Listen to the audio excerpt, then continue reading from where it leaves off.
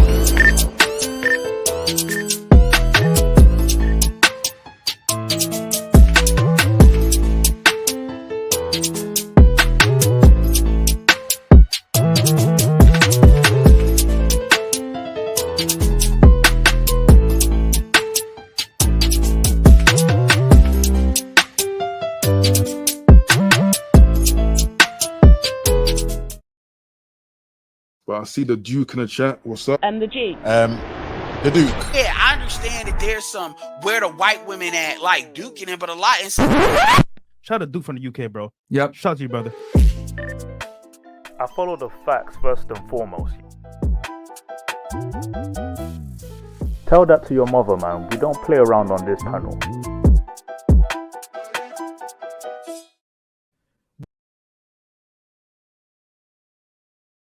Why is it immigrants are not stopping reparations? My ancestors come from the Caribbean, and there were slaves in the Caribbean, and we didn't qualify for the American reparations. Well, here's the challenge: there are so many difficulties with trying to enact reparations, in part because the question is who gets them. Potentially, I could fall into that category. I honestly have called a pipe dream in the past, and I think that's what it is. Well, it would be nice if there was an elegant, simple solution to all sorts of complicated problems. You're not actually talking about how to fix those problems if you're only talking about reparations. If we're only debating how we're going to parcel out responsibility for something that happened more than a century ago. And we're probably never going to do this. It's not clear to me why we're pursuing this thing. Is it fair that there's no reparations, no restitution, nothing? Should the Irish get reparations, by the way? Irish need not apply signs when they came here during the Progressive era. Sure. I mean, how far do we want to take this down? Are we acknowledging that there are ugly spots in history? Because 60% of the world would be entitled to slave reparations if you wanted to play that game. Well, here's a fact. Slavery ended 154 years ago. It's been a long, long time since we had slavery in this country. And you have people like my family. I'm black, but my family came to the United States in 1962. My parents are from Costa Rica. Do I get a check? I did a couple of essay contests that I actually won. And I won like NAACP AXO award for this essay and something else. I can't remember another, like I ended up winning money. And the essay was, do you think black people should get reparations? And I was like, no, you didn't work for it. Why are you so against reparations? Valerie, it's a matter of a waste of time. We've got so much to do. And yet you have people who invest so much energy and attention on what I consider to be a dead-end idea, a dead-end movement.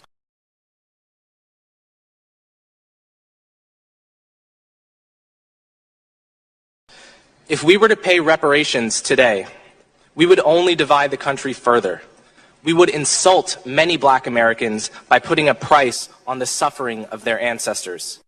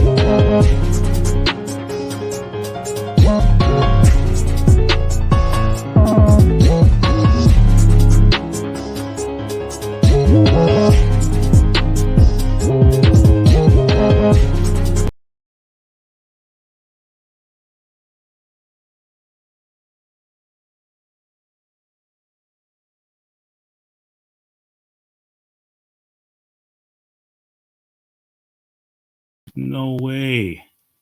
Okay. Okay, I'm on. I wasn't on throughout this test. Hope you guys can hear me. But god damn. Am I heard now? Am I still heard? Let me check. Am I still heard? I'm gonna double check real quick. Yo, Vincent, can you hear me? Just message. You guys can hear me. But god damn. If you can leave a comment just to let me know. Oh, thank you so much. Yep, I was having an issue there. Someone was I thought someone could hear me. I was trying to reply to their messages, but I guess they couldn't hear me and they left. I was like, wow, okay. So I'm gonna make sure I'm on the stream for a few hours just to make up for all the time I've missed. I should have been on here debating all y'all because the streets have been quiet and people make up new ideas. People like Tariq Nasheed to decide who, Yeah, thank you, Vincent. My audio is fine for now. I don't have my mic, but my laptop is good enough. But anyway, I wanted to, spend enough time here. Maybe I may catch a few strays, those who believe they know exactly what they're speaking about. But hey, if my argument or debate is towards an American, most of us know, no bad intentions here, but we all know Americans are very ignorant on the rest of the world. So for them to attack people from outside of America or people who come from outside of America, you know already who's going to win. But the issue is when you have people like Tariq Nasheed taking advantage of maybe good debating skills and offering an idea that people can't really defend, then you have a lot of people sounding stupid. So I, for one, know Tariq's debating tactics, and I've heard a few of these radio calls. I wish I could go on them. I've actually hoped to go on to debate him, but he tends to go live when it's like 4 a.m. in this area, and then you have to call in a different way. I think it's a phone number, like a American phone to call up. But overall, I'm ready to debate Tariq Nasheed if I need to. I know him very well. I'm gonna share with you some content that will relate to this topic. I'm gonna bring up a guy named Myron. Myron, you guys know from Fresh and Fit. Have what do you call it? Shouted us out. So he's discussed something similar. I just wanted to share a video of him discussing this. And the issue here is that a lot of black people in America who aren't FBA, raised in a way, immigrant family, immigrant parents, have a different work ethic, and they tend to be, on average, more successful than the average African American. And so there's this intention to sort of pin them down, like you're not helping us. There's a huge difference. Vincent says, yep, I can speak from personal experience. Yep, debating tactics. Yep. I think that's one thing we need to pay attention to. So a lot of foreign blacks or black people who are American but have, immigrant parents are considered tellers. And someone like Tariq says, basically, he would claim he doesn't want to target anyone, but anyone who steps out of line, whatever that means, or who is off code, then you gotta expose them or call them tethers. And the issue here is that, so there's a right and wrong way to behave. There are rules for me, but no rules for you. Or when there are rules for you, you have an advantage. You're allowed to say what you want to say. Let's say, for example, if you are an FBA who committed a crime, his environment, you can't blame it, it's poverty. But when a non-FBA in America commits a crime in the same place, the same position, you say, well, no, he's not one of us anyway. See, these immigrants bring their crime. Oh, okay. So then let's start dividing. I appreciate that distinction now. Just don't lie to us, And so I've got, in fact, the video with Myron discussing this, so we can react to this real quick. Boom, boom, boom, boom, boom. this is how it goes. Myron says other races laugh at blacks. I don't know. I don't think that's Myron uses a lot of antagonizing terminology, but it doesn't mean it in a negative way. Well, I can't defend him. Let him speak, and you decide. So here we go. Let me know if you can hear. Actually, let me double check that I clicked the sound for that video. Share screen, making sure the audio, the audio is on. So I hope you guys can hear. Here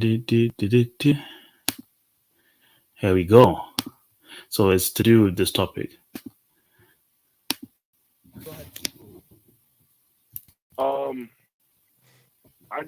I didn't like the way that I just felt some type of way about the fact that like the civil rights movement made it possible for Beijing and Sudanese to, become great in this country, and then in the process of that sacrifice, it's like African Americans start getting shitted on by the same people that they sacrificed for them to get here. Yo, you're funny, bro. When did we ever make fun of the civil rights movement or anybody that helped He's trolling. black people achieve equality in the United States? You trolling, right? Are you serious, bro? No, I'm not trolling at all. The narrative is that, y'all don't talk about, you have said that black Americans are lazy, that they're soft, that they're pussy, and they're bitches, to put it in verbatim. Well, that is not verbatim because I never said all black people are like that. I just said I said the black community likes to take on the victim mindset a lot of the times as to, civil injustices and use that as an excuse for why they're not where they want to be. Which is true. Okay. You can't sit there and blame systematic racism and all these other stupid ass social buzzwords for why you're not where you want to be. You can't. Systematic racism and all these other stupid ass social buzzwords. Now, some might say that, okay, Myron might be stepping on toes here because the FBA might be offended by that. I understand if you understand the history of the African American plight, that, okay, there were times when they were elevating themselves economically, and then it was just thrown down to pieces because of white supremacy and racism.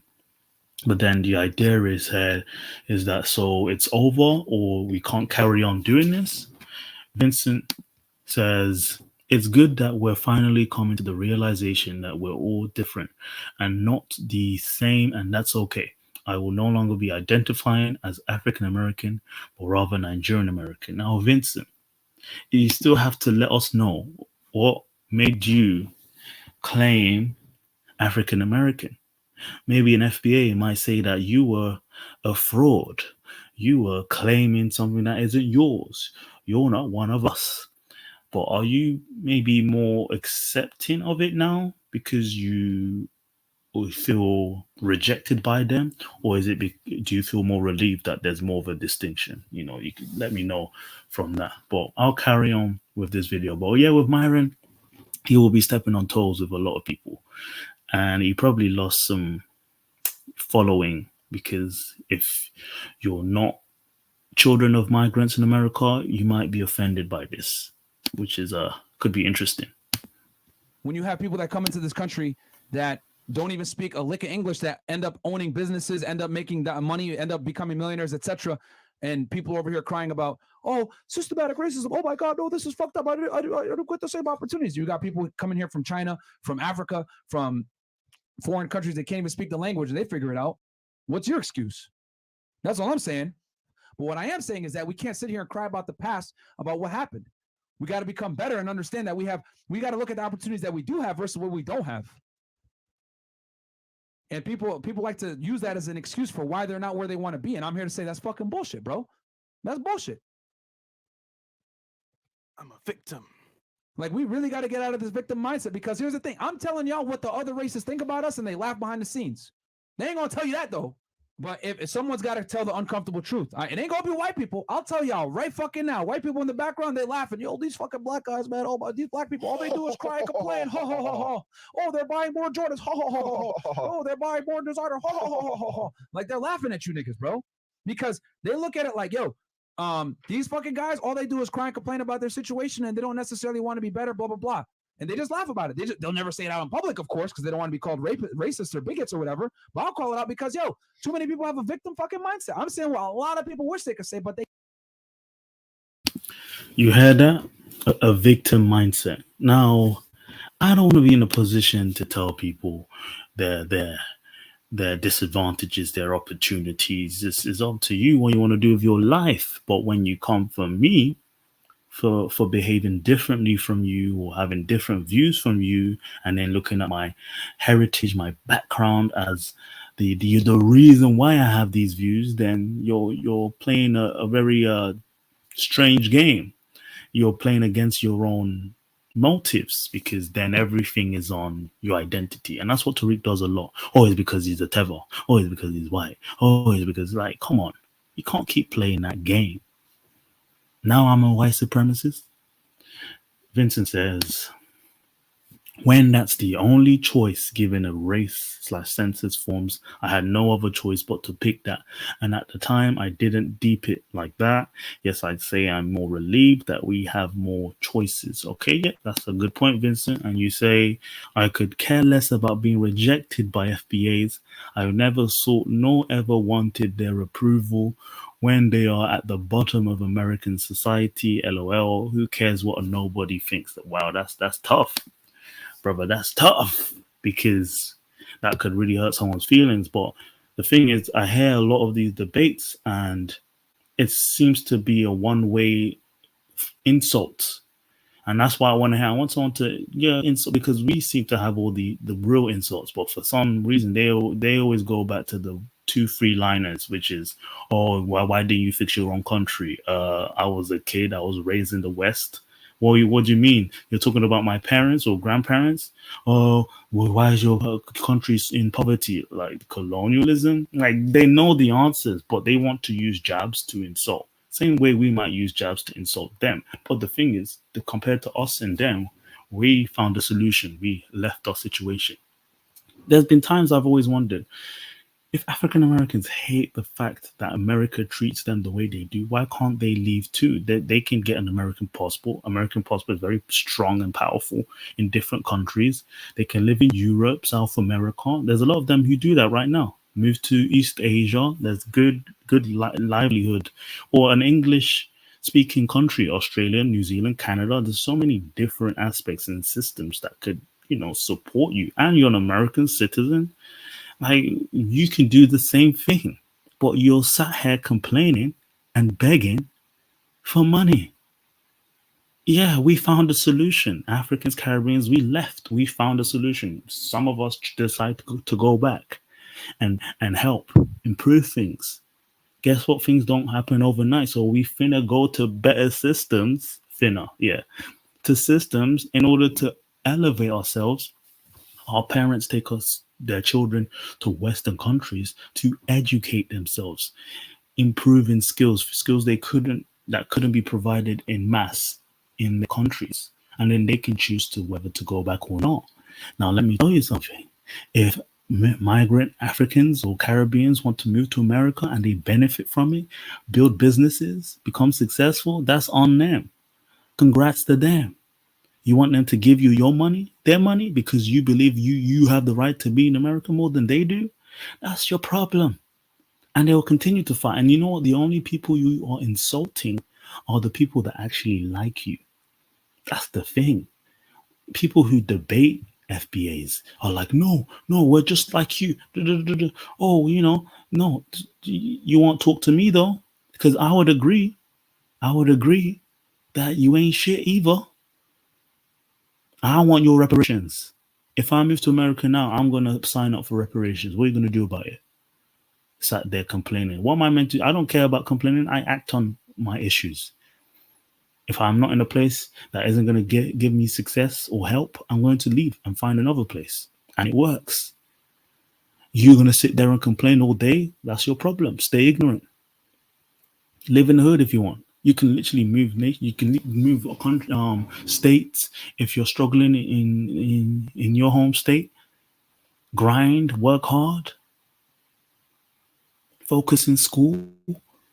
See, that's not part of your culture anymore. That's the issue. I'm ready for insults. I'm ready to break. I was a supporter a few years ago, but the insults kept piling on. So I was like, why am I holding back? I'm the king of roast. I ain't got time to simmer down if you want to insult us. Every time I have a debate on social media, lately on Twitter, they tend to ignore and then run away or block me, because you realize that you're just running around looking for people to insult. But when you get someone who can clap back, you can't do anything about it. Powerless. But for those of you, African Americans who aren't involved in all this riffraff, all this beef, hey man, props to you. Don't worry yourself. You're well respected by all of us. For those of you who want to antagonize people who aren't you, yeah, I'm coming for you. We're all coming for you. But anyway, Vincent says, you say here, the Africans, Caribbeans, black immigrants that mix with them or imitate them are brainwashed zombies. One day they will get their wake-up call and realize that the two groups are not the same. That's a good point you brought up, because I remember, Vincent, you recommended me a guy named Kevin in Sales. He's a Nigerian American. He has a channel, but I can't seem to find it. And all he did was kind of mock black foreigners, even though he's one himself, and basically used the same FBA talking points in order to show his alliance. He might have gained some subscribers from doing that. So you may come across a lot of Nigerian Americans or African or Caribbeans who insult their own to prove that, yeah, we're on your side. See, when you have to berate your own people, then the jig isn't going to last. What happened to Kevin in Sales? He got dragged and insulted by Tariq Nasheed for slipping up and saying something on his live stream. You see, you're never left alone. If you want to support them, if you want to show solidarity, they're going to drag you for filth. You have to bow to them. You have to submit to them and beg them. That's what they want you to do. They don't want to work with you. So this is a public service announcement to every non-FBA.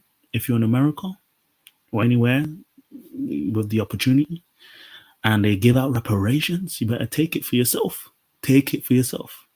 People don't want to compete. They want to cry and whine and complain and beg. But when that money starts piling in, you start collecting your money.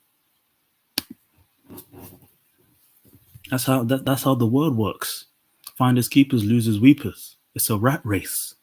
Vincent says, facts. How are you going to hate on someone that comes from a third world country and then they overtake you in the same system that they complain keeps them at the bottom when we see black Africans? That's the thing. Absolutely.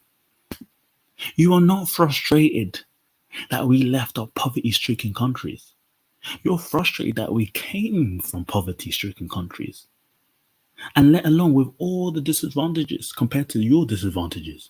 And yet we can succeed in America? Where is all this white supremacy? There's microaggression that is stopping you from moving neighborhoods. All those excuses. But yet you've got the poorest people who in the streets, as you may claim.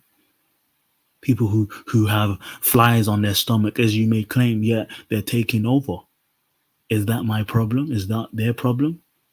That you couldn't do the same thing and you live in America?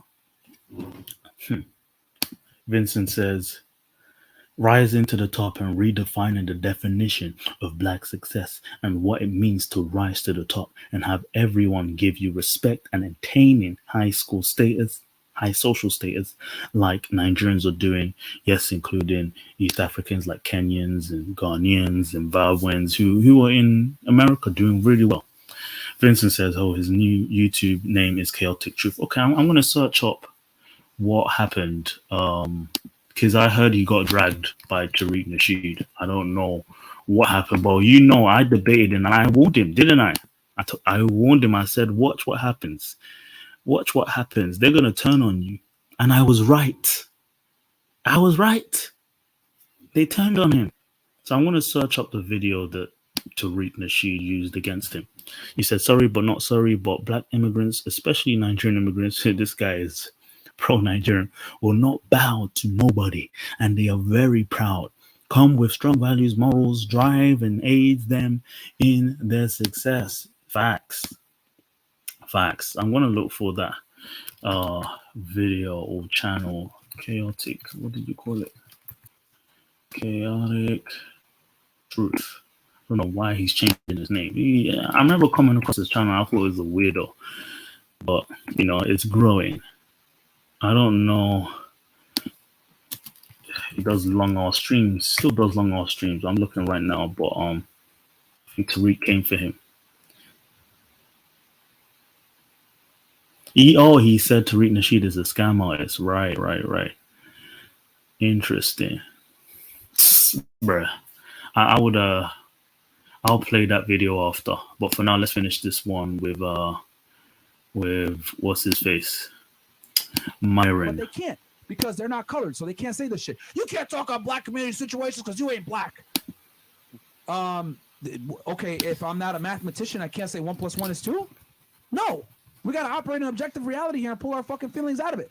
A lot of people are living in poverty that happen to be colored because of their own fucking choices, not because of the color of their skin or where they grew up socioeconomically or anything else like that. That's what I'm trying to tell y'all niggas. I dealt with all the same shit you did. And I'm not going to sit here and cry about, systematic oppression, this other fuck shit. Stop being a fucking pussy, man. That's what it comes down to because I've suffered the same shit you guys have, and I chose not to. Matter of fact, I have even more excuses because not only did I get it for being black, I also got it for being Muslim. I also got it from speaking Arabic. I also got it because of the way I look. So I was being made fun of, being called a fucking terrorist on one end, and then also being called a fucking black guy on the other end, then being made fun of for being both.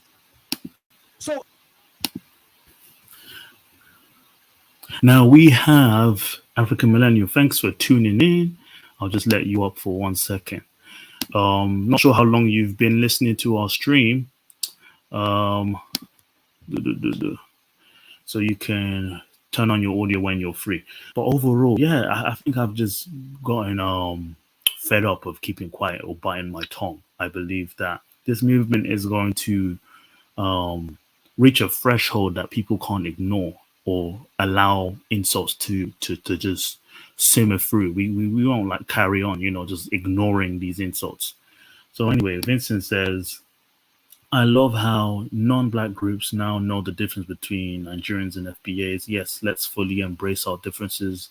Now let's start statistics and data, and then we'll see the real differences. Right, I understand exactly what you're saying. Yeah, are you still there, African Millennial? Let me know if you want to tune in. Oh yeah, I'm gonna come back, but I wanted to quickly speak on this. Yeah. Just love the fact that you're striking back because a lot of Africans are not saying anything, and that's making these people ego so high. They're complaining about immigrants in general going there, and it's like, bro, the country belongs to white people. Let's just be honest here. White people are letting immigrants in. That has nothing to do with you. So if you don't want immigrants to be in the country, why don't you create your own country? That's as simple as that. And as you mentioned, the president was Kenyan, the vice president is Jamaican. They're all immigrants. No one who's, and I'm not going to say that they don't have intelligent people. They do, right? But from the culture, no offense, the culture I see, they don't promote intelligent people. They promote basketball players and rappers, and it's so you're promoting entertainment, but you're not really, at least right now from what I see, they're not really promoting black excellence. So I want to understand why they have an issue with other immigrants who promote excellence of their own countries. They do that. The Asians, the Chinese people, at least over here, they're very determined. So are the Indians. So is everybody else. But when it comes to Black people, they're kind of useless. I'll just be honest. Like, they're useless. So that's Wow. their fault. So All right. So are you going to be staying on, or would you be back after? yeah, Just reply to I'm gonna be watching. And I'll Okay. come back. But like, I have to Right. finish doing something. All right, no worries, no worries. Thank you for that input. That you definitely reminded me on a lot of things that we have a lot to throw back at them. If they feel the need to Yeah. insult Africans and Caribbeans for what exactly? Like what do you gain from saying we come from shithole countries? I think most of us agree, yeah, we come from shithole country. That's what a third world nation is. But the same people who come from third world nations can overtake you in your wonderful Western country. That's a problem for you, not for us. So I just find it funny that the debate always goes around how we should be embarrassed. I'm sorry, you should be embarrassed. So it's like it's not even on us. We kept quiet all this time. In fact, we claim them as if like their issues are our issues. Exactly. So now they're And turning on us. Oh, Yes, go yeah, on. exactly. FBA need to call in. But one thing that always gives me drive, even when I was like more of a loser in life, was the fact that my parents would tell me stories of what they had to go through. And I'm like, I can't fail them. Like every immigrant has that story of your parents talking about they brought you here for a better life. So that's what fuels you, and that what's make you stronger. Facts. Thank you so much for saying that. And honestly, it's like we all know this already, but when I hear these debates, Tariq has his own radio show and people call in. Some Africans or Caribbeans might call in and they seem to not know what to say because we're not used to being dragged or insulted for not being one of them. But now we have to rethink like, oh, hold on. Are they trying to single us out or we're the problem? We're the enemy now? Let's rethink, our alliances. And not everything you're saying is exactly what we know. But for some reason, no one is telling them this. And so I'm ready to address it with people. On my Twitter, for example, I started this long debate, like about 50 different FBA people came on my thread and started insulting Africans and Caribbeans. And I just found it funny because I'm like, everything they were saying was lightweight. So I didn't understand what were they trying to do, hurt my feelings?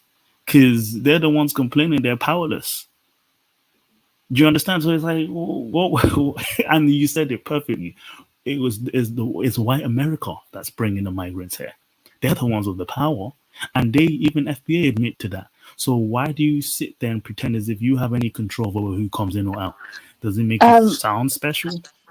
So Mystic Twist, you're saying it's your country, but So, it's not. It's an immigrant country now. Like, let's just be honest here. Like, it's not your country. Like, it's not. This dude's saying even FBA, but he's representing FBA for now. Okay. He's not FBA. Okay, Yeah. no He's problem. not So you're FBA. my bro. But He's just like, the cheesing. annoying part Yeah. about some of them is, again, they'll complain about Africans, and again, like, Africans can be annoying. That is definitely true. I'm not even gonna sit here and lie. Yeah, But we know. Africans overachieving and doing great is like, this just proves that if the infrastructure was better in African countries, Africans would be doing better in Africa. That's just the proof right there. Facts. And the one thing is, yeah, they can point to the continent or the islands and complain that, we're more impoverished. Why don't you fix your own problems? I mean, our countries are 50 to 60 years old. That's unfortunate. We don't have enough time. We didn't have enough time to compare ourselves with the world. We should carry on fixing that, our people back home. But America is 350, 400 years old, and African Americans have only received their equal rights since the 60s. So I'm just like, well, you're in the same boat as us, but they don't want to do that. They're American, proud American. They think they're Trumpsters now. You're not like Trump supporters. Trump supporters want more black voters, but you're not even sounding the same or behaving the same way. You want reparations. That's just like, you want money. Okay, go and get your money. But we'll get ours by grinding. And so I don't understand whoever feels insulted, if you're non-FBA and you're upset by the tirade they're creating on social media, just ignore that. But I want to clap back because I want to remind them who they are, because I don't know what all this pride comes from. Mr. says, what do you say here? The system is rigged. Africans are part of white supremacy. Tell me I'm lying. Yes. Yes, we are. I'm gonna share a video that I shared earlier, basically exposing us, exposing Africans and Caribbeans for being the white supremacist porn. Thanks again, African Millennials, for tuning in. We'll make sure if you're around, you can come on again, and whoever wants to tune in, just let me know. But yeah, I've shared this stream on social media already. Others have shared for me. Thank you.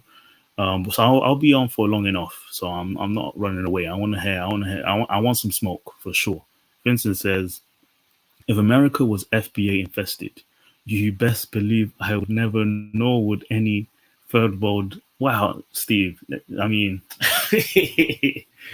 it's I think that's going too far now. Okay, Miss Twist. By the way, why do people read my name weird?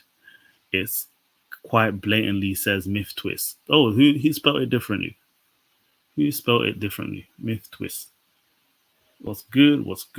So I'm going to play that video real quick, guys. It's a 2-minute video basically exposing us Africans and Caribbeans for trying to block their reparations, because that's what we want to do.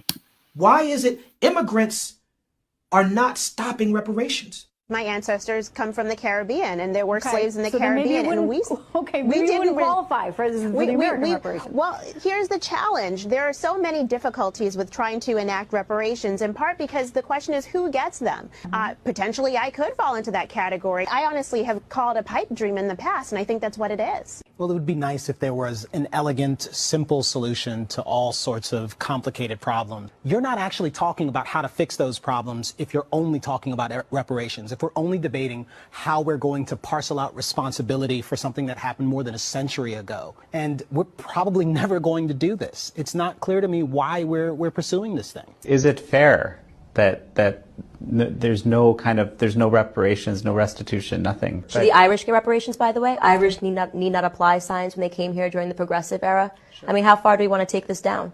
Are we acknowledging that there are ugly spots in history? Because 60% of the world would be entitled to slave reparations if you wanted to play that game. Well, here's a fact. Slavery ended 154 years ago. It's been a long, long time since we had slavery in this country. And you have people like my family. I'm black, but my family came to the United States in 1962. My parents are from Costa Rica. Do I get a check? I did a couple of essay contests that I actually won. And I won like NAACP AXO award for this essay and something else. I can't remember another, I ended up winning money. And the essay was, do you think black people should get reparations? And I was like, no, you didn't work for it. Why are you so against reparations? Valerie, it's a matter of a waste of time. We've got so much to do. And yet you have people who invest so much energy and attention on what I consider to be a dead-end idea, a dead-end movement. God damn.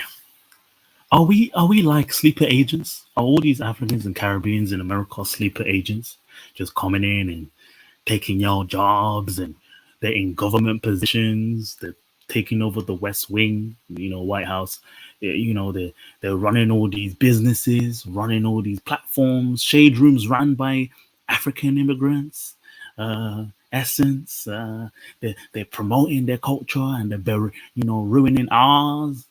World Star Hip Hop was not created by an FBA. All these conspiracies. We are in conspiracy theory. We are a conspiracy, unfortunately.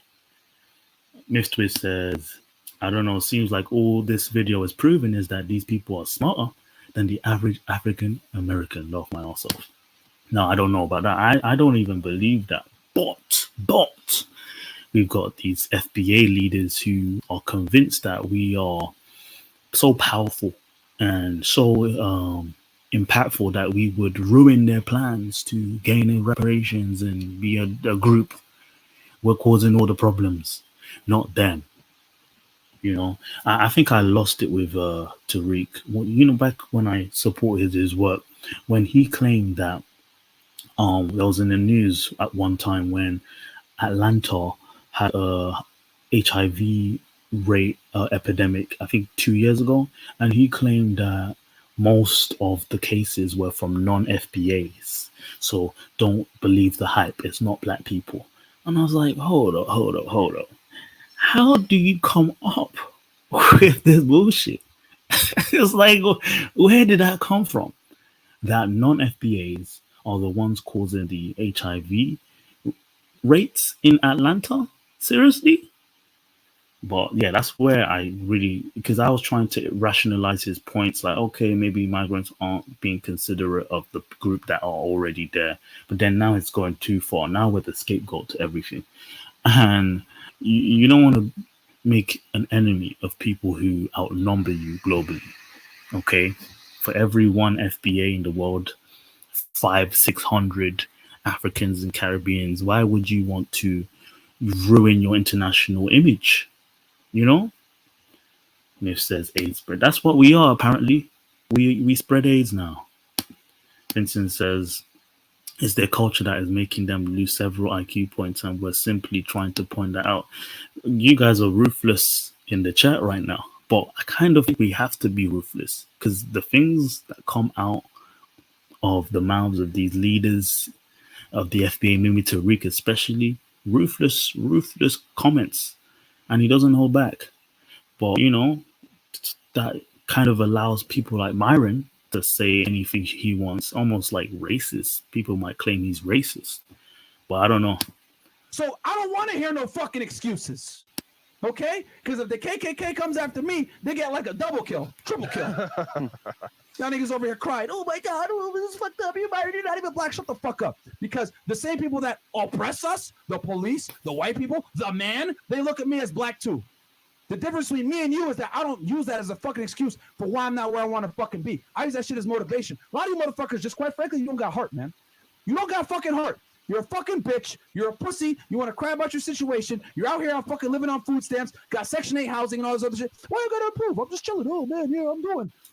Fuck out of here, bro. Stop crying. I went through the same shit and I made something to myself. I grew up in a poor household with foreign parents that didn't even fucking speak English, making $8 an hour. My fucking dad getting robbed by people, being a cabbie in New York City. I don't want to hear no fucking excuses. None. That's all you motherfuckers do is cry, bro. That's all they do on fucking Twitter. Well, I'm really black because my parents were here in 1945 and they know Martin Luther King. Shut the fuck up. That's why foreigners come to this country and laugh at you niggas, bro. Real talk. Chinese people come to this fucking country. You know what they do? They open up a fucking Chinese food spot in the hood. The Indian people, they go open up a convenience store in the hood. The Arabs, they come into the United States, they put a fucking liquor store in the hood, and them niggas can't even drink. They laughing at you, stupid fucks. Because you guys come into the store, oh, hey son, let me get a pack of Hennessy. Yo, I only got 20 on me right now, bro. I know it's 50, but yo, do a hookup, brother. No. Come back again with the money. They laugh at you niggas because you guys were born here with the opportunity and they're making a killing off you stupid fucks because you guys speak English, born here, raised here, U.S. citizenship, and you're still a fucking loser. Going into a foreign nigga store, buying the fucking alcohol, crying and complaining about why you're not where you want to be, but you're drunk all the time off of fucking Hennessy. That's the truth in the black community. That's the fucking truth. You choose to be a fucking loser. Okay? And I don't want to hear nothing because if I get pulled over by the police versus you get pulled over by the police, the only difference is that I'm not going to be a fucking retard. I know how to move. I'm going to tell him, how you doing, officer? I'm going to keep my fucking hands on the steering wheel. I'm not going to call him a fucking dirty pig and say all this other stupid shit. I'm going to walk off with no ticket. Your dumb ass is going to get in trouble because you want to sit. God damn, he's ruthless.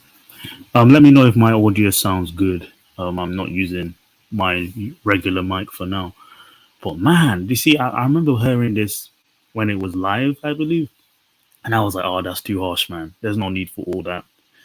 And then I came to realize over time that we're getting insulted left, right, and center. I'm thinking, hold on. Y'all motherfuckers ain't in the position to be insulting a more successful group or more aggressively economically progressive group. because you feel like you deserve more. You know, we have a lot more insults for them if it needs be. You know, it's very strange. Oh, you said, oh, what did Myron use that term? I think, yeah, he's been told to clean up on his language. I didn't know that.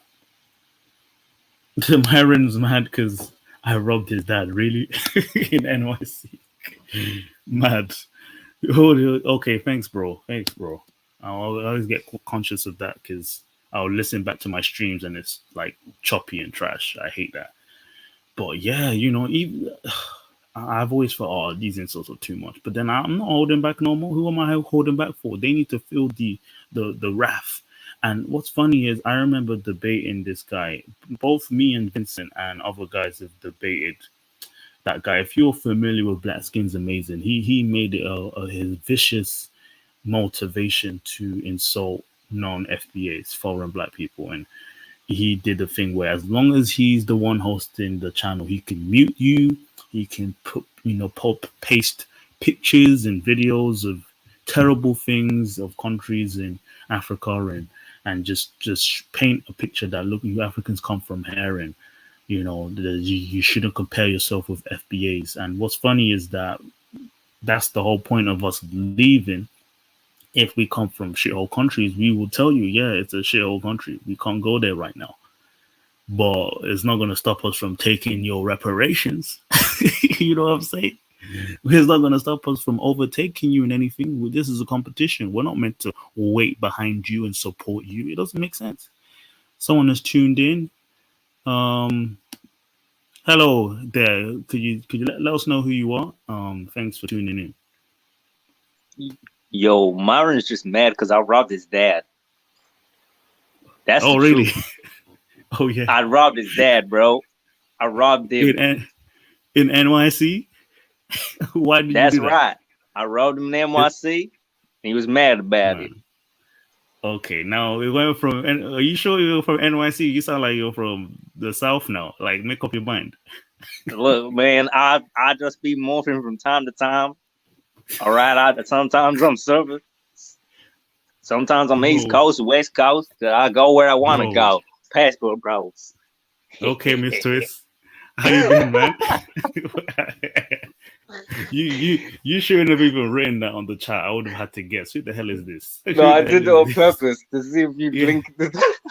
My gosh. I've been one of those. How you been? I'm good. I've been one of those moods where I just, when I see nonsense like this, there's nothing, I can't take it seriously. So it's just clownery. There's nothing to say. Like, what is there to say? Like, I mean, what? Okay, what? You're mad because... Honestly, maybe the last 3-4 years when I came across this movement, I was like, yeah, that's their thing, innit? Let them do what they want. It makes sense if they want to be identified differently, fine. But then it just got worse. Every time I'll see on my feed Tariq debates non-FBAs and just insulting them like left, right, and center. I'm just like, what's this? Not even like I'm upset or offended by it. Almost like, are you serious? Aren't you the one who complains victim every single day? And you know what? The thing is that today, everything is basically perpetual content. It's all about content. Like everything's like that. This is why, you've got subscription services like Disney want to turn every franchise into having a fucking Disney. Oh wait, do you have swearing on your channel or not? Lightly if you want, yeah. Okay. I mean, to be truthfully honest, I know how YouTube works and it really doesn't matter as much as people think. But anyway, I'll try to rein it in. But basically, like everything's just perpetual content. So it's all about just the endless cycle of pushing content out. And when that's what the motive is, you have to always find content, and you need to always find something that's going to keep engagement up. And you need to always find something that's going to line your pockets if you're making money. So whatever they can jump to, okay, boom, we were talking about a white man, last week. All right, it's getting a bit, a bit tired. Numbers just kind of, people getting a bit sick of that. All right, it's time to switch over. Let's talk about these, these immigrants. I didn't talk about that for a few months. Let's jump back to that and get people riled. That's all it is. It's just content strategy. And don't think, whether someone's a YouTuber or not, it doesn't apply. Politicians have been using content strategy for hundreds of years. Okay, like that's the content strategy isn't invented by social media. It's just propaganda is what it is. It's part of having like a cult status and, you know, having people follow your ideology. And the thing is every leader on some level does it, but that's really all it is. Like, there's always got to be some us versus them thing, because you need to get the people who follow you riled up to buy into your cause, to believe that there's some greater force of evil that they have to fight against. And the only way they can win is if they help, you know, fund you. Let's give you money, because you're speaking the truth. Like, that's just, everyone does it. Everyone does it. You go watch any of your favorite content creators who sit on YouTube all day running their mouth. They all do it. Like, it's just part of what people do. That's interesting you say like that. I was thinking that, but I never put two and two together. The anti-social socialite, thanks for tuning in. It's been a while. Yo, where the white women at? Thanks for tuning in, Lady A. So this topic alone, right? Look, I've come across a lot of, you know, African Americans who have their own views. They don't really care about all this. Like, if you speak to a lot of Americans, if you went there and mention FBA to them, they'll be like, what's FBA? They don't get it. But we know this social media thing where if you have an audience, you cater to them, you throw that content like you said. And what I've noticed is I've followed Tariq's work. I've followed other YouTubers where their main thing was pro-black and white supremacy. But maybe it just got to the point where it was, like it's gotten like played out too much. Now people don't want to hear anymore. And so someone like Tariq most definitely started creating another scapegoat. I mean, of course, racism is a real thing. White supremacy is an aspect there. People can, there's nuance to that, but it's just the way it maybe got overused, and now they've transitioned into finding someone else to insult. I felt like maybe Tariq would have led on to something more progressive, but you need someone to hate. Cynthia G, same thing. You know, I came across Cynthia G's content. Hers was white supremacy in the early days, right? Now it's just hate on black men. Okay, that's your audience, you know, and so it works for you. If you have a niche, you stick to it, but you keep pressing on. The issue is you have YouTube commentators, and then you have those who are like public figures, fundraisers, and then they build stuff with what they've raised, like Umar Johnson and Tariq Nasheed. They garner an audience, they raise money to build something or to legislate something. So someone like Tariq may do that a lot, starts a movement on Twitter, builds a museum, if that ever happens. Umar Johnson builds his school. So it's like you garner your audience to invest in you. And so that's what's going on now. But, you know, these YouTubers can live in their own world, but then when those of them, the others, extend into the real world, make it political, that's where we start playing a very dangerous game. And so now we are the target. If you're non-FBA, you are the target. That's fine.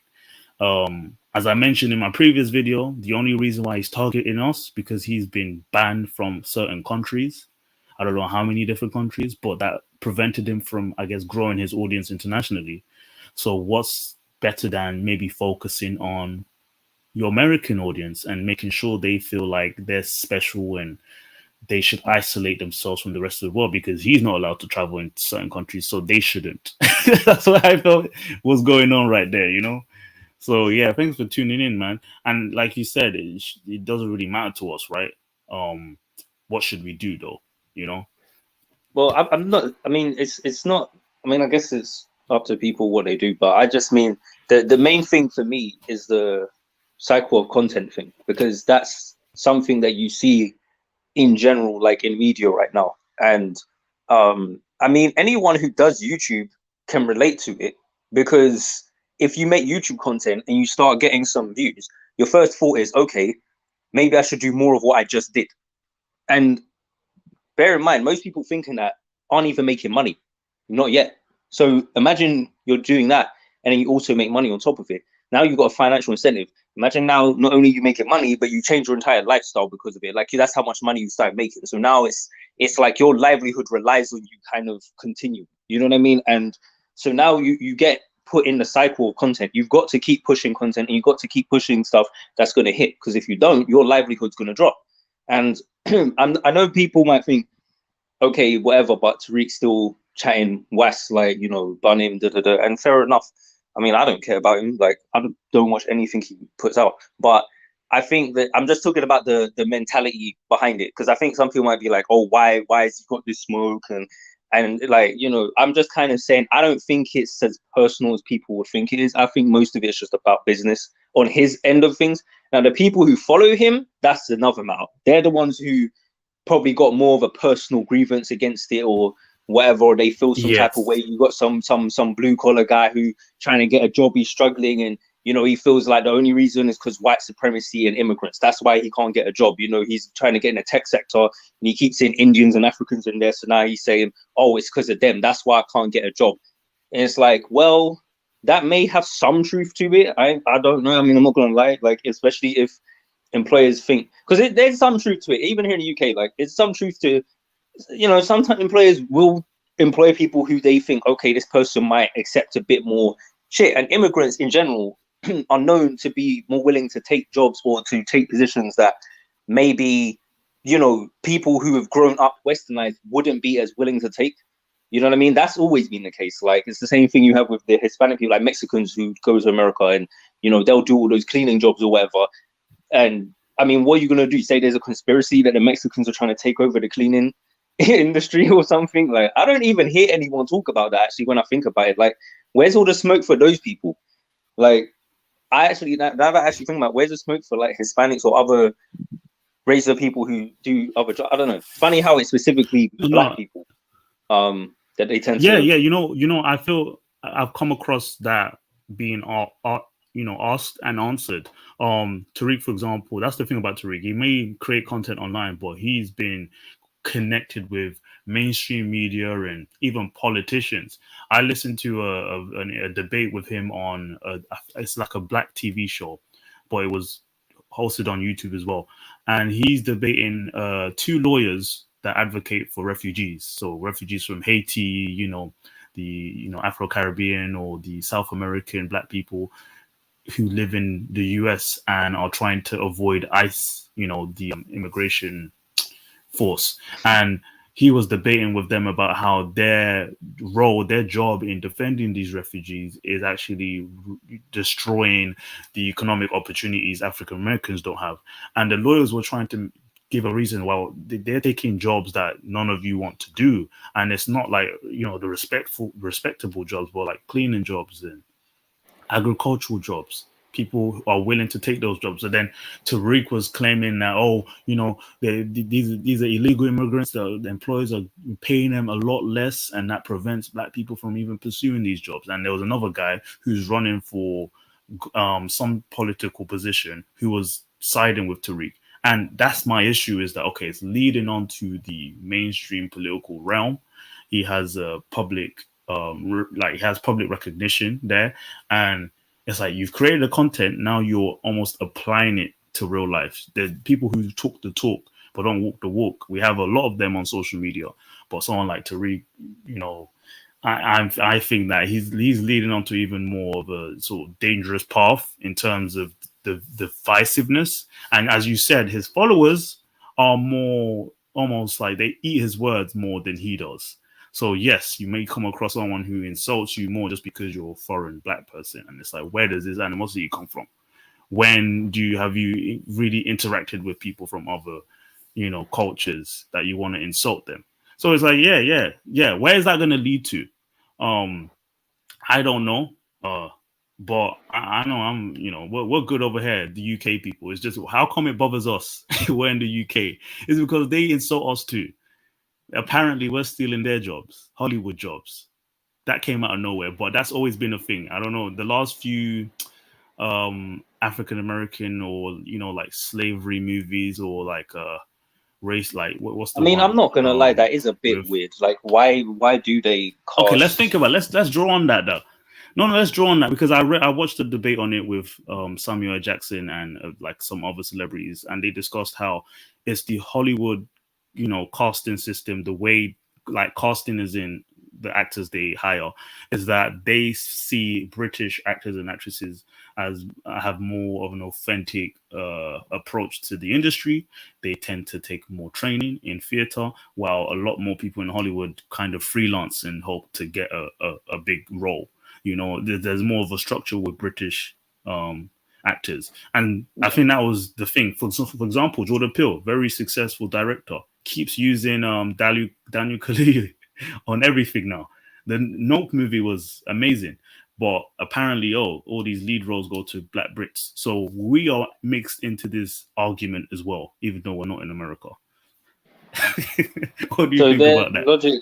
So is it actually like proven? Is that what it? So the Hollywood says that like the industry that people there saying that they basically just think Black British people are more like they just basically take everything more seriously, or they're just more structured with it, which I think is probably true, because just thinking about when I was in school and doing things like drama and thinking about the fact we do have a bit of a theatre culture here. I'm not gonna act like the average person talking about theatre here, they're not. But like we do have, like if you think about London, it's, to me, the city's kind of dry in a lot of ways. But one of the things, like a lot of the museum stuff and the theatre kind of stuff, like that stuff, like let's just be honest, like Britain in general was just kind of looked up and held up as this, oh yes, you know, high society. Like even in America, a lot of them still look at it like there's a certain level of sophistication that British people just have. So I think that carries over, especially because I do think they actually probably do tend to take it more serious, because I think it's more of an American mentality to be more just like, yeah, let me just see if I can get a job, like rather than actually, you know, doing it. It's like our school system in certain ways, like how we have a uniform, right? And they don't, like things like that. Like it just gives more of a sense of structure, if that makes sense. Like rather than, oh, you can just kind of wear, or, you know, wear what you want to wear. I think it's like that type of mentality, but it carries over into other areas in the culture here. Don't know if that makes sense, but yeah. It does, and I think overall I've heard the argument that the British culture is more functional in terms of how we run things. Yeah, it may be dry, but if there's a career you want to pursue, there is kind of like a straight line you can follow, and it could be a hard grind, but once you reach it, you seem more authentic than, say, an American, where they have more avenues, but they kind of freelance and do what they can to be successful. So the argument is, why do they keep taking Black British actors? The thing is, it's not specifically Black British actors. A lot of British actors lead a lot of Hollywood films, most majority white British actors. So this idea that it's a specific Black British thing is kind of very much focused, because African Americans focus on anything on race. So if they notice a particular, did they know that white Brits tend to like overwhelm the Hollywood industry? They didn't know that, but they focused on the Black Brits that take over in a way. And to be honest with you, it's maybe a dozen at most. It's just that they're very well known because they're very good actors, but like they make up maybe a tiny percent of Black actors in Hollywood. Let's keep it real. They just seem to stand out more. Don't blame them. Maybe blame the Hollywood industry for maybe favoritism, for, you know, giving them higher value. I mean, why blame us? That's the thing. That's why we were put into this argument too. That's I thought, kind of the I'm not in irony. America. It's none of my business. That's kind of the irony of it, is that it's like, well, it's American companies and studios that's picking them. So, like, how are you going to be mad at British people when, I mean, they're just trying to do a job, and then it's like they can't get the role if it's not given to them. You know what I mean? So, if American directors and producers want to give Black Brits roles, well, that's just how it goes. Like, I mean, I'm not gonna lie, I do kind of understand why they find it annoying, because I would definitely feel like it's like it is just something where I do feel like it's a little. I still think it's a bit weird personally. Like I kind of feel like, okay, we've got our own stuff over here, and I think one of the reasons why as well I kind of look at it that way is because, like, in my personal opinion, the UK media is mid. It needs to do better. Like in a lot of areas, I think it's just very stale and boring. So to be truthfully honest, like I kind of feel like I'd prefer if they did push Black or just British people out in general. It might force the UK to kind of step their game up with some of their own media, because rather than running to America and jumping in their stuff, to be honest, like that. But I don't care about it for the American sake. I actually care about it because I feel like our media kind of suffers, because it's almost like a brain drain in a way, but like an acting version of it. It's like, rather than having to make really good, high quality production here, it's like, oh, we'll just go and be in the American stuff. And I think that kind of annoys me. So, yeah, I don't know. Yeah, again, just like kind of look at overall when it comes to Hollywood, our Hollywood equivalent, whatever that looks like, can't compare to what America has built, kind of like a influence around the world. I haven't. Who's talking about Australian Hollywood or other I've never European even heard of like that. forms of the film industry, right? So I think after America, when it comes to Anglophone films, Britain comes second. And no one thinks of Canada, or even though they have productions in these other countries, no one really thinks about it. Like for example, Canadians have their own media production. They kind of just bandwagon onto Hollywood, the Hollywood industry. So if there's a setting, they might set things in Canada. It doesn't really count as Hollywood, like for them. So when it comes to Britain just comes second to that in terms of like quality. But are we competing with America? Maybe, yeah, we should. That's a good thing. Competition is good. That's why I really don't care for the argument that, oh, we're taking their jobs. Like, hey, that's just, it is what it is. You kind of fight for it. We've got Tyler Perry. He owns a lot of industry there. Keep doing that. More Americans need to do that. Don't whine and complain that Black Brits are taking these roles. They did a good job. I mean, these aren't like made films either. They make the films, like as in the box office going skyrocketing. They're not using the accent. They sound American, so this idea, it must be that they're very talented. So let's kind of lay that to rest, in my opinion, because it is what it is. Just make your own films. No one complains when they lead their films, no one should. But we have examples like Denzel Washington played a role in the UK. This was like in the 90s, but he pretended to be a Black British man. I think one or two others. And then a dozen other films based in America, based in Africa, Americans playing Caribbeans. It's like we the other way around, but they don't want to pay attention to that. They just focus on who we take from them. But you know what they'll say? I don't care. You know what they'll say? Their argument will be, yeah, but we bring the clout. We bring the clout. Bring the clout. Yeah. We bring the culture. We everyone else is appropriating them. Oh, you come across the music argument? One sec. Let me just shout out. Hey, Juju. Nice to see you. Thanks for tuning in. It's been a while. Yeah, have you heard of the music argument at the moment? And who's always in the center of it? Tariq Nasheed. So basically the hip hop industry and how they're claiming, there was a documentary that was released with Fat Joe. Now, Fat Joe, I thought he was mixed race, like white, but he's Latino. So, but the Latinos, most of them were like, the Cubans and Puerto Ricans are technically mixed race. But he, was claiming that, hip hop had a Latino roots as well. Like it was 50-50 African-American and Latino in the New York Bronx. And people flipped, especially Tariq. He circulated around how dare they try and claim hip hop, like we created hip hop, and it's still kind of like a topic now. What do you think about that? Have you come across the I mean, that sounds like cap. I mean, like, how is it 50%? That's definitely BS. Like, yeah. He was reaching for sure. That's definitely some BS. Like, I don't know why you'd even say something that stupid. Like, that's just dumb. Like, and the thing is if that's the case, then where's all the representation of that then? Not just today, but like back then. Latino rappers, yeah. Like, if that was true, like you would yeah. literally just look at the landscape and you'd see it. Like, no one's stopping them. I mean, you got flipping Eminem, you got white dudes who are doing it. So why would they stop Hispanic? Like, it don't make no sense. And they wouldn't be able to stop them if you made 50%. You would have your own lane anyway if that was really true. Like, that's just I don't know why. Now, hold on.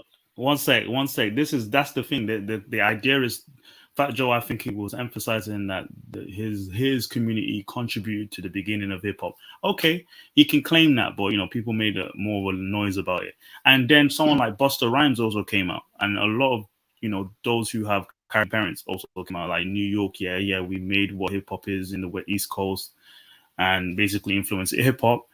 Tariq attacked him too. A lot of like Black people who are from the Caribbean are now be considered like tethers who are claiming hip hop legacy. And it's like, oh, hold on. Are we going to go down the list of people who are non-FBA in the hip hop industry from the 90s? If you remember, what's his name?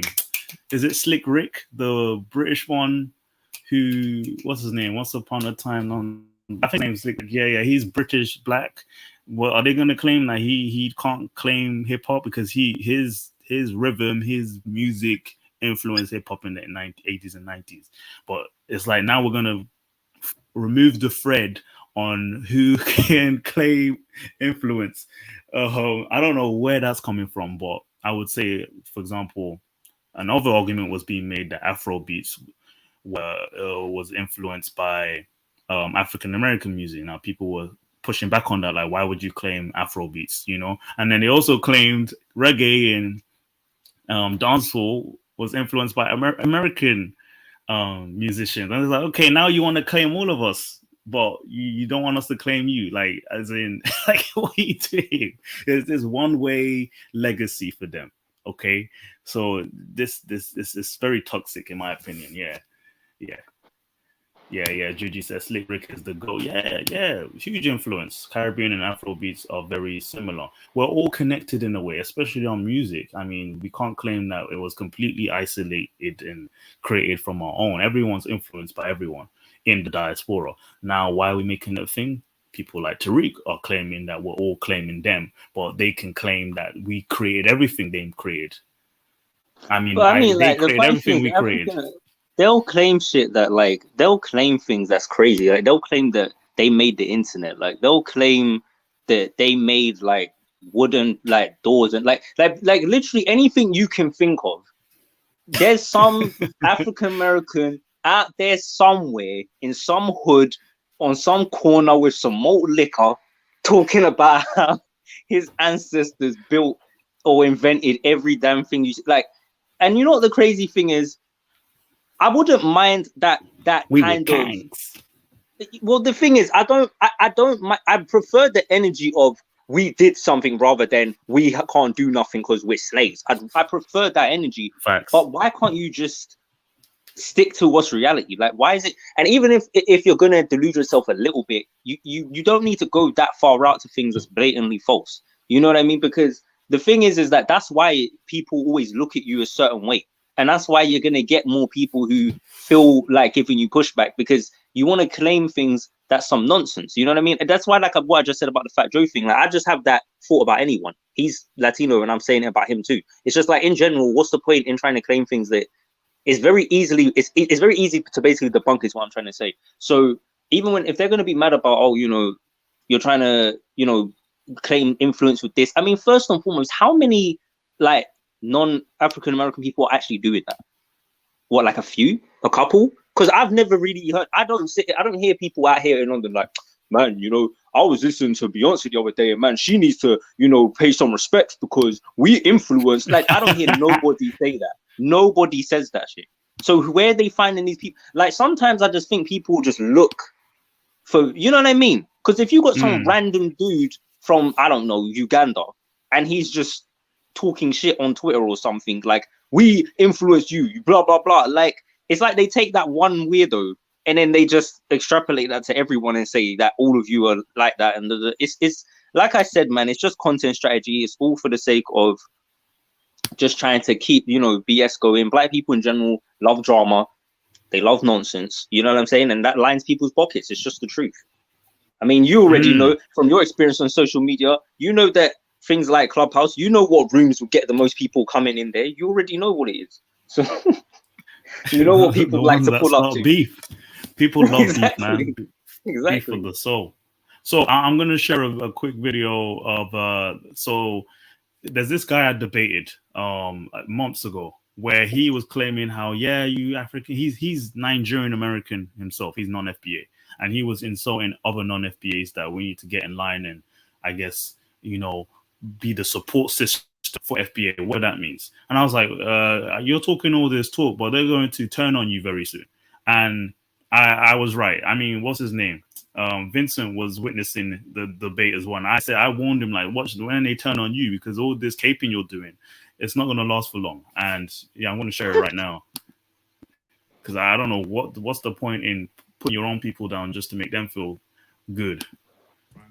This is on a show called Le Pif Let's Talk. It's a podcast, and the guy named Chaotic Truth, yeah, that's the guy I debated.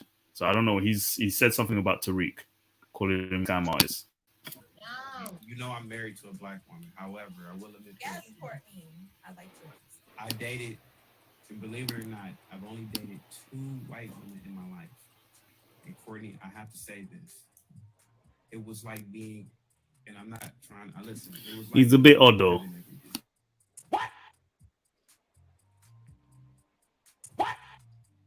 That's all I have to say. It was like being, it was like being.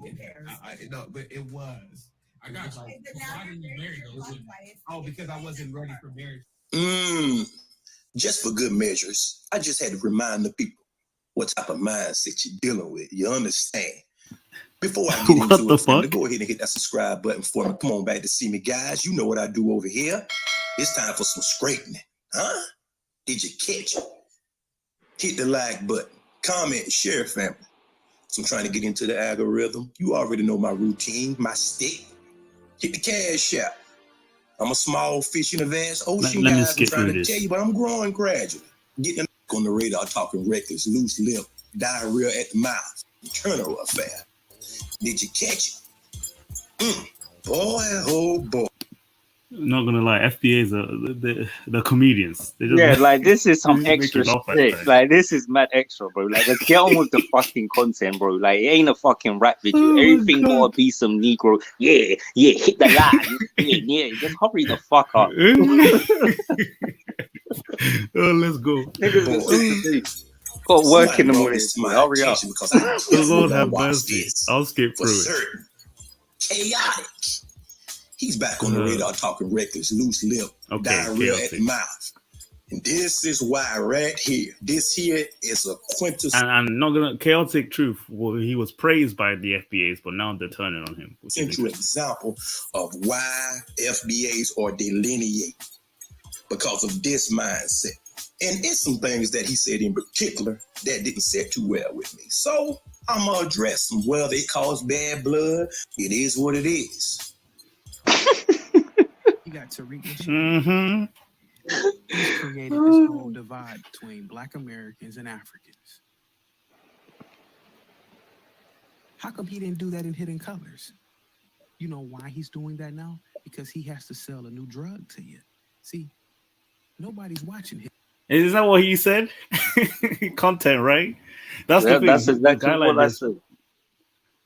he was in support of the movement, and now I guess it got under his skin. Like, okay, now I feel the insult. So I'm not making it up. Even the guy who was pro FBA ally just gave up. He gave up.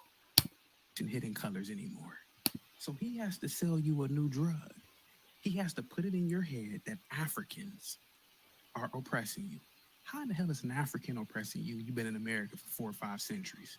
How is an African oppressing you when an African, literally, the average, listen, let's be honest. The average African, whether they're from Liberia, Nigeria, Ghana, Niger, South Africa, Algeria, Uganda, any African country, literally 2 or 3 generations ago was living in a mud hut. And this dude, Tariq, You know, like you can tell he's not FBA because he can name all those countries. You know, they're not very good with geography over there. Yeah, of course. just say it. Has convinced you that people who lived in mud huts 3 generations ago are better than you? Come on. Or look down upon you and you believe that? Stop it. He was talking about my dude, Tariq Nasheed. And as y'all know, Tariq Nasheed stand by his word. Whatever he tells you, the man implemented. He put it into practice. There is no denying that. Do I agree with 100% of the things that he said? No.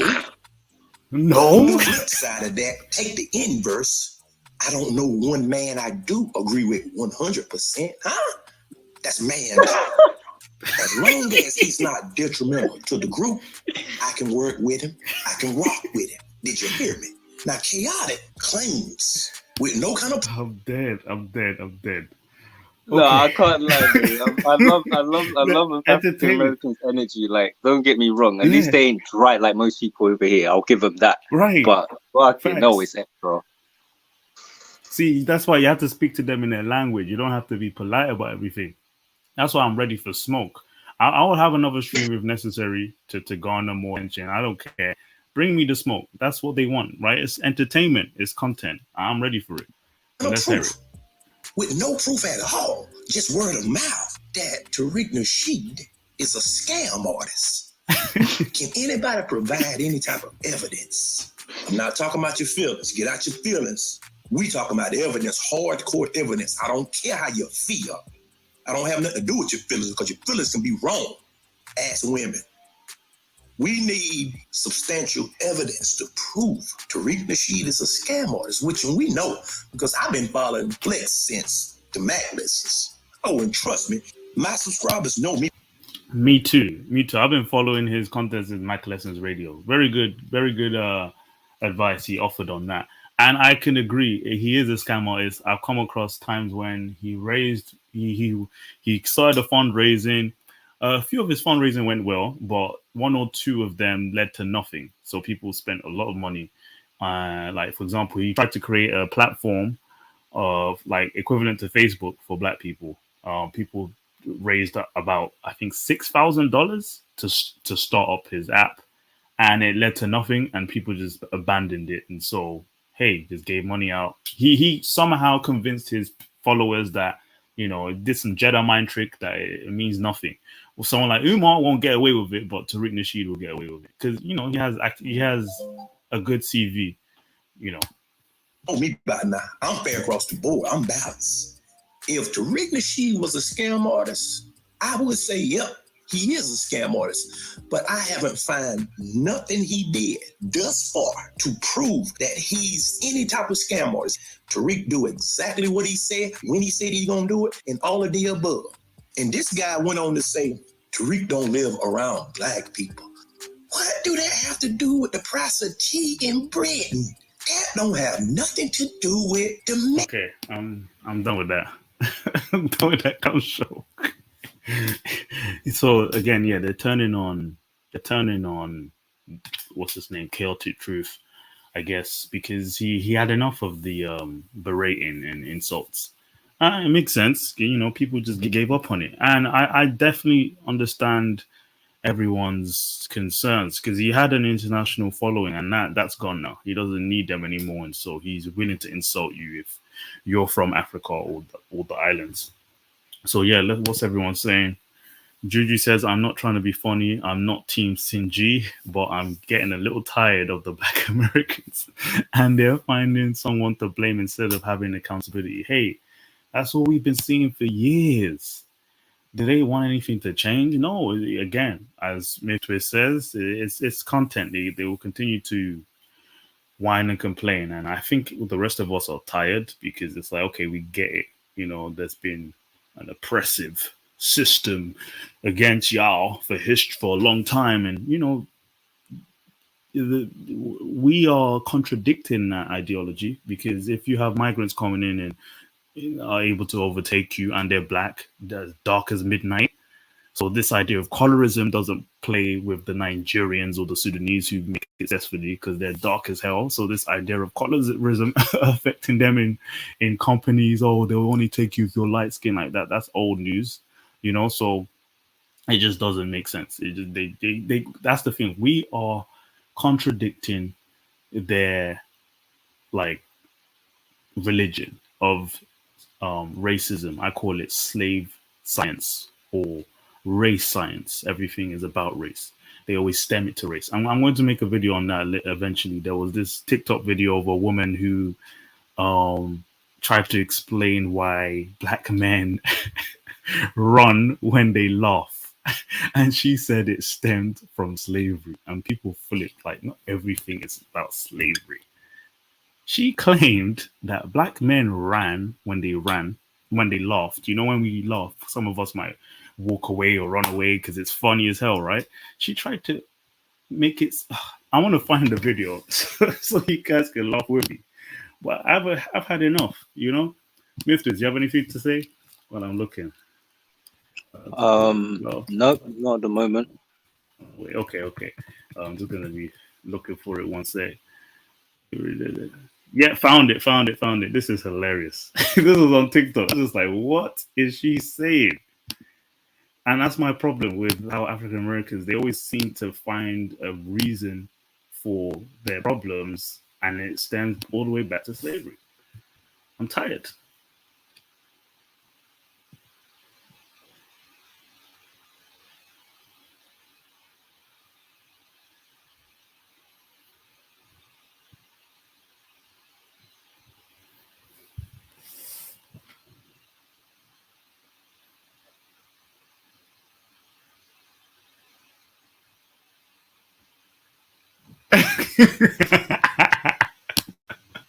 Oh, there are too many faces on here, but I hope you guys got that. Everything is down to No, slavery. I didn't hear anything. I don't think anyone Oh, did. really? Oh, Yeah. okay. Oh, my gosh. Look at me. Amateur. Let me try again. A lot of messy. What can white people do that black people can't? This is easy. When something is really funny, we are able to stay in the same place, like not go anywhere. I'll give him that. I'll give him that. Okay, but do you know why that is? Also, that was funny. It goes back to slavery. Oh my gosh. Did you get that? He tried to say that is the video was a bit too clotted, but a guy was trying to ask like, why do black guys run? And some white guy said, well, white people know how to stay in one place when they love, when we don't. That's the joke. But then she had to add, it's because of slavery. Low audio. I might have to download it and share it another time. God damn it. Wait, when you're sharing stuff on StreamYard, do you make sure that it shares the audio? Yeah, I ticked it off as well. I ticked it on as well. I'm not sure why. I might try again. It sounds like it's coming through your mic rather than the actual thing. I'm not sure why it sounds like that. Okay. I'm gonna see.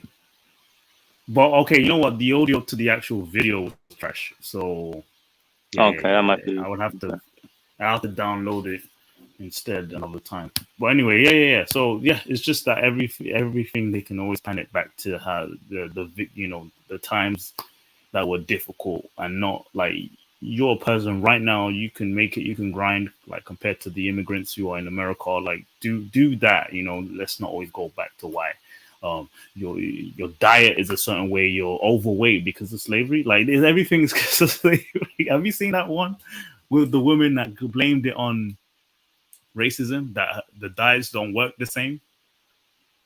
No, I'm sure there's some nonsense. That's a classic. Wait one second, let me find that.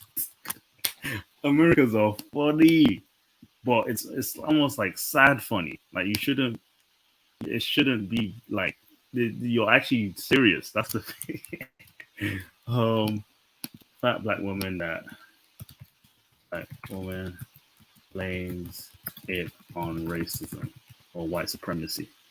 Found it, but I need the video on its own. Is this it? Yeah, I think I found it. All right.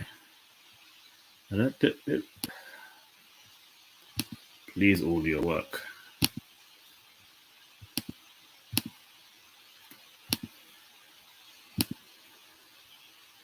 You sure you haven't seen this before? I don't think so. It doesn't sound familiar. Can you hear it? No, can't hear or see anything. For the amateur. 1 second. Okay, you can see this, right? I'm gonna play it to see if it plays. Yeah. The diet don't work for you. The racism that you're experiencing and the struggle to make ends meet actually means the diet don't work for you the same. I hate when people talk about black women being obese. I hate it. We are living in the Trump era. White people are racist. So I put this up because I really want any white person in the room to know up front that this is what we're dealing with. Black women, when we do the same diets as white women, we lose less weight and we lose it slower. The racism that you're experiencing and the struggle to make ends meet actually means the diet don't work for you the same. That it's not going to be this coddling of white tears and what that looks like. We're not going to discuss, oh, maybe some of us have worked it out. No, you're always going to be racist, actually. We're moving, we're taking care of kids, but our food quality suffers. And look, those policies kill our people. You can't get access to good health care, good insurance. So even when you're on your path to trying to figure out how to be a better human being, because I believe that white people are born into not being human, like that actually, instead of people of color and black folks being dehumanized, that actually everyone is dehumanized off breath within white supremacy. I feel like when I think about the trauma that black men have gone through, along with the trauma that a black woman has gone through, we're able to heal each other because we know each other's pain. That y'all are born into a life to not be human, and that's what y'all are taught to do, to be demons. So in this particular way, white people are all racist. We know our ancestors' pain. Black men need a black woman, and black women need a black man to help us be better. And because we know each other, we need each other to heal those wounds that were never really treated. The way the system was created, when the United States was founded, it was white men that got drunk and made a nation on the backs of slaves. Everything here you see was built by slaves, and I know you know that. But being deported, I don't have time for this anymore. That's why I'm telling you. Where do you stand? There's being deported. I don't have time for this anymore. That's why I'm telling you. Where do you stand? There's no middle ground. It's either them or us, and it's us. We have to stand with the people, bro. And you are representing right now the black community. Don't ask where they are. You are here. You are the community. I am the Puerto Rican community. So stand with us. Don't be divisive. Because you know what? You sound a little bit like the dumbasses that say all lives matter. I'm with you.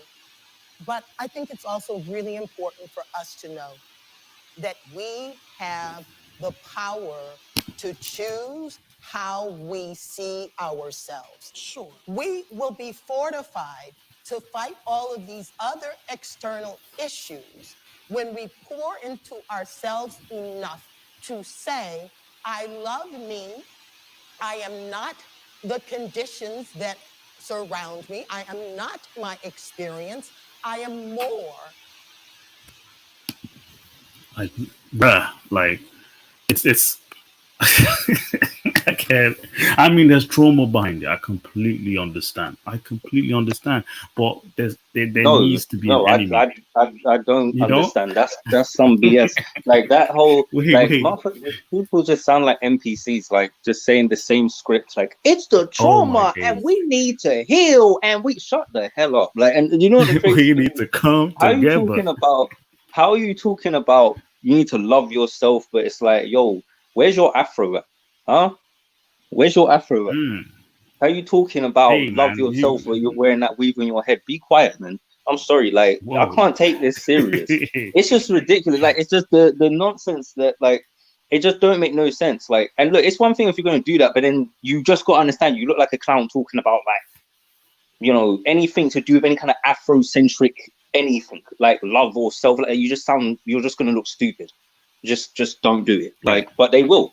And that's my point. Like, there's lack of self-awareness is staggering. That's why, ultimately, like, I mean, people will say, "Oh, that's why other races don't take us serious." That's definitely one thing. But you know what? Whatever. Who cares? Whatever. Let them think that it is what it is. Because to be honest, even when black people were trying to do something serious, sometimes some people are not going to take you serious because you're black. There's nothing you can do about that. Some people just are always going to look at you a certain way because you're black. Like, I don't think most people are like that, but there's always going to be a certain number of people who always look at you that way.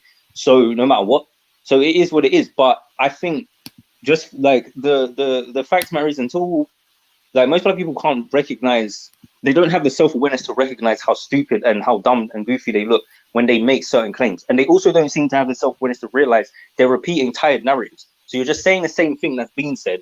And it's like, you're not adding anything new to it. You're not doing anything different with it. So you're already demonstrating that you're not that intelligent of a person. And if you're not that intelligent of a person, you're not equipped to handle these type of issues, because they're not some simple-minded like issues that some dumb person with a room temperature IQ is going to solve. So it's ridiculous. Like at the end of the day, I don't know, man. Like I see stuff like that. I had seen, there was the one clip I'd seen, the woman who was talking about trauma. I've seen that video before. That was the only one I seen. But it's like I don't know what the other one was talking about white people being racist or whatever. I don't know what was that. Like she was saying that they're all racist or Yeah, they're all something. It's like racist. And what are the white yeah, people in that room supposed to do? Are they supposed to stop being white then? Like I don't understand. Like no, her solution was the lecture carried on, and she was basically debating for reparations and why white people are the problem that black people have. And so, in order to feel good as a white person, you have to give us your money. And then she provided her cash app after the lecture. So it's nah, bro, it's a typical system. VW. Oh my days. Hit my cash app, of course. You know what's funny is that it's just like I don't know, man. It's literally like it's like a meme at this point. It's like you're living as a stereotype, like you're literally just living out a joke. You've become a caricature, and that's your identity. Like, because if you look at the types of things that you would generalize about a black person, most of these people are proud of being that. You get what I'm saying? And then they wonder why people say that, oh, you got a negative image or blah blah blah. But you're proud of the negative image, though. If we're being real, and instead of addressing the negative image that you perpetuate and are proud of, you want to, you want to outsource your issues and say, oh, it's because of white people. When that ain't working for you because that got boring, okay, you know what? Who's coming up now? Oh, it's these immigrants. Because the truth of the matter is if you see anyone who's doing better or who's contradicting your narrative, you can't just look internally and say, okay, maybe we're messing up somewhere here. Maybe I'm not taking full advantage of what I've got. And even if you make the argument that there's some immigrant bias or something, let's just say that's true. Yeah. What about the black Americans who ain't? There's an entire like bourgeoisie in America of black people. There's an actual entire class of black people who are just rich. Even in the UK, I don't really see black people like that. Like, what is your logic with them then? Do you know, that's the thing? There's two different kinds. There's two different kinds. Let me even explain that real quick. You've got the rich black folk and those with old money. So, the black people who've always had money, maybe as far back as the 40s, 30s, and generational wealth. And you've got those who came from the hood, the celebrities and athletes who've made the money. Whereas like that's the type of rich that they look up to. Like, that's hood rich versus bougie rich. Being bougie rich, they look down on the bourgeoisie because they believe that they're just and also they're seen as white. Like, oh, you're just imitating the white society. But that's right. That's exactly. But that's what my point is that okay, so we're looking at it from the perspective of immigrants. But the funny thing is that they have that smoke for anyone who does good that's black and just doesn't have a victim mentality. Like, so even if you're American, you could literally trace back and say, yo, like my family's been here, they were working on the plantation. You can have the exact same history. But if you get up there as a millionaire, even making six figures, anything, you go out there and you say something that goes against the narrative of slavery and victimhood, now you ain't shit either. Even though, so it's not just really about the immigrant thing, it's really just about anyone who just says anything that doesn't allow them to be a victim. Because you can be full-blown African-American and just basically say, yo, I did it. Oh, you a coon, you a sellout. Don't matter. They just don't want to hear anything that's productive. Doesn't matter who it's coming from, to be honest. They'll just use whatever lowbrow kind of attack to kind of just further it. Because obviously they can't use the argument against an African-American, oh, you an immigrant. So their argument then will just be, you're a sellout. Yes. So I think they've kind of like moved on from that. Do you know why? Because you have a lot of people, especially someone like Tariq, who have made the wealth. Are they going to be considered sellouts too because they're not living in their in those hoods? He would be if he would be if he told them that they've got to start taking accountability. He'd definitely be called a sellout. That's what it comes down to. That's it's not that you made money, because they love to see money. They love rich rappers. They love athletes. They love the music videos, and they love all that. As black people in general, very materialistic. Like it is what it is. But it's the fact that if you try and actually give the keys to the kingdom on how you got there, they don't want to hear none of that, which is wild. Because the crazy thing is, if even a small percentage of them actually took that seriously, it would actually, it could have a real significant impact. you know. But instead of that, no, let's just say that, oh, you know, you're a coon, you're a seller. That's the only reason why you sitting up there with all that money. But then if a guy turns around and tells you, you know, yeah, you need to be, you know, flipping packs and you need to be, you know, shooting up this and da-da-da, then, oh yeah, he real. Like, it's backwards mentality. And one thing is, I remember on Clubhouse, I was bringing up, you know, the wealthy black people in America. And I started naming names. And I was naming names of people who weren't rappers and athletes. And bro, the devastation in my face whenever an American would ask, who's that? Who's that? Like, Yes. Yeah. I think I was there African American men. Yeah. Yeah, I think I was there a couple of times. These are your richest African American men. How is it possible you don't know them? And I do. They're the richest, like the top three. What's his name? Robert F. Smith, and then Byron Allen. These are the wealthiest people yet. You don't know them. You know Snoop Dogg. You know 50 Cent. They earn millions. Oh, you know like Kanye West and Jay-Z hit $1 billion, but you don't know the billionaires who were already there that look like you. That's a problem. That's the problem. Hey, African Millennial, welcome back. You have any input before we carry on? Yeah. So I've been listening in a little bit, but what I wanted to say is, this is going to sound really bad, but Africans need to stop acting like they're not African. Like, Africans need to stop trying to want to be cool with, like, other black people. Like, you can have other black friends, right? But when some Africans try to be cool by, like, I don't know, like, do you know what I mean? Like, they just try to, like, take away their Africanness. Like, you know, if you go home and do this, your parents are gonna beat you.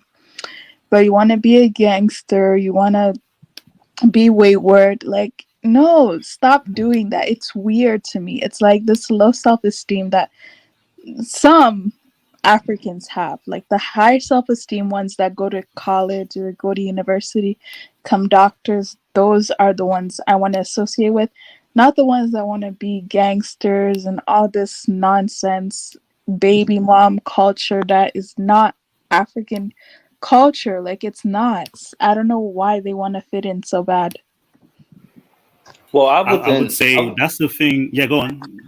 No, I was gonna say I wouldn't say that one of them's necessarily high self-esteem, the other isn't. In my mind, they're both similar because a lot of the people who are going to school, they're only doing it because they want to fit in. It's just that what so happens is it just fits into a more productive structure. But in either case, they're mostly NPCs who just follow the script. Like, either you're following the script. I mean, if anything, the ones who are acting out are actually trying to break out of the script because that's not what they were raised to do. So if anything, they're trying to rebel and do something different to what's normal in their culture. Now, the only problem is they're trying to rebel and do something that overall isn't productive. Like, the smart thing would just be, you know, like, because I don't think there's anything wrong with some aspects of what certain, like, even African Americans do and stuff like that. There's nothing, like, at the end of the day, there's a lot of them who do very well in life. So they can't all be just doing some nonsense. But it's like, just take the things that work and leave the things that don't alone. And I think the people you're talking about, their problem is they go too far with it. And it's like, for what? Like, you're not even from that. So you don't even have an excuse. It's not like you can sit there and say, well, I came from the hood and this is all I've ever known. I didn't pick the thug life. The thug life, you can't say that. So even the people who say that are dumb. Even like the ones who actually came from that background are still stupid for saying it. So you're even 10 times dumber if you're going to try and act like that's what it is. But I don't personally look at the ones who are educated as having high self-esteem. That's the only thing I just don't look at. But I just think maybe it's going to be a more positive outcome. But to me, they're actually two sides of the same coin. Right. Yeah, Juju said, and I'm gonna need people to stop equating gangsters to Black American because I'm not gangster, nor it never wanted to be. That's not culture. That's just stupid. Yeah, it's true. Yeah. In any society, any culture, it's not part of the culture. It's, you know, just economic situation. Some people just choose the bad life, and it could lead to criminality. But it's not a culture. It's just that as long as people aren't embracing it as a culture, so acting like that, so acting black, that's not a black thing, you know. So don't. The thing is, the people who come from that culture will claim that's a black thing. So that needs to stop. You know, those who call it cultural appropriation. You can't culturally appropriate criminality. That's ridiculous. You know, but yeah, we got some ADOS FBA, you know, members here. Glad you could tune in. So we're gonna react to a video of Tariq Nasheed, you know, roast session. If you've listened to Tariq roast, he's pretty good. He's an expert. But let's see what he thinks about tethers, non-FBAs like us. You know, if we're a threat to society. Hey guys, we've got a Tariq Nasheed here. Who was Tariq Nasheed? Zulu bought that jacket at Burlington Coat Factory. Tariq Nasheed is not here. Oh, Zulu. Nasheed is the Lord. What, Zulu? Your people kicked out all. No, he's actually here, guys. Yeah, we have to ask I think this was Clubhouse. Why are your people strippers in touch? Wait, what the fuck? So this must be Clubhouse, and some guys are trolling, and I think Tariq is on, and he starts to roast them. Let's hear it, just for banter. Saying why foundational Black American strippers are thugs, and how's everybody doing? By the way, this is Tariq. How's everybody? Shut up, nigga. Good. Sir, I'm doing good, sir. How you doing, sir? That's good. Let me pause there real quick. As you can hear, people are very already negative because they know who he is, they know what he's known for. So he's antagonistic. They've all turned into villains, you know. But let's say it. Oh, we got. Be nice to Tariq, man. Be nice. I love y'all. I hear anger. What up, Taco? This shit. I hear some anger in here. Then this butt bacon too. Come on. Okay. When we finish auditioning your father, I hear some anger in here. Where's the anger coming from? You know, fuck you. Okay, I hear anger. Why is there anger? Y'all let this king talk. Let this king talk. I'm the nigga that plays your father say that. When your African kings are talking, you listen. Okay? Your African superiors are talking, you listen. Okay? So you have to behave here. That is correct. That is correct. Superiors. That is correct. I will listen to the African kings because I need to know. Well, you are a Twitter personality. I need to know. I need to know when my Uber arrives, so I will listen for you. So I definitely will listen for the African kings. But what else? What are we talking about today, sir? Wait, can you all hear? Someone in the comments said they can't hear. Yeah, Can you hear? Low audio. It's low audio. It's low. Are you putting the audio through StreamYard, like for sure? Make sure every time you share it, you're taking the share audio.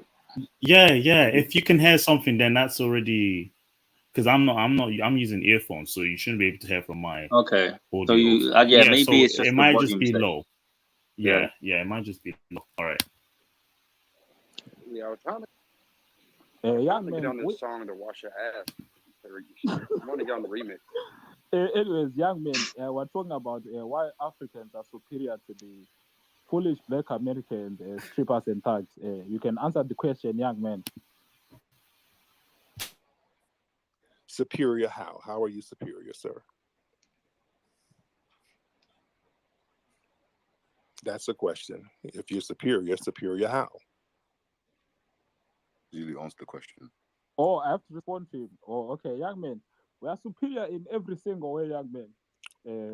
We have the better beaches, you know. We have our own culture. We don't have our slave masters' last names. Our women are not strippers. Our sons are not child soldiers because got your bloods and the Crips over there that are shooting up each other. So that's why we're superior. Also more intelligent. You look at African immigrants. You look at the average household income. It's higher than the foolish Black Americans. So why do you have Boko Haram kidnapping whole villages in your homeland, sir? Hey, young man, let me just direct you. Those Boko Haram guys are FBA terrorists. They want to destroy the continent of Africa. Zulu's Nigeria. And that's in Nigeria. He's not Nigerian.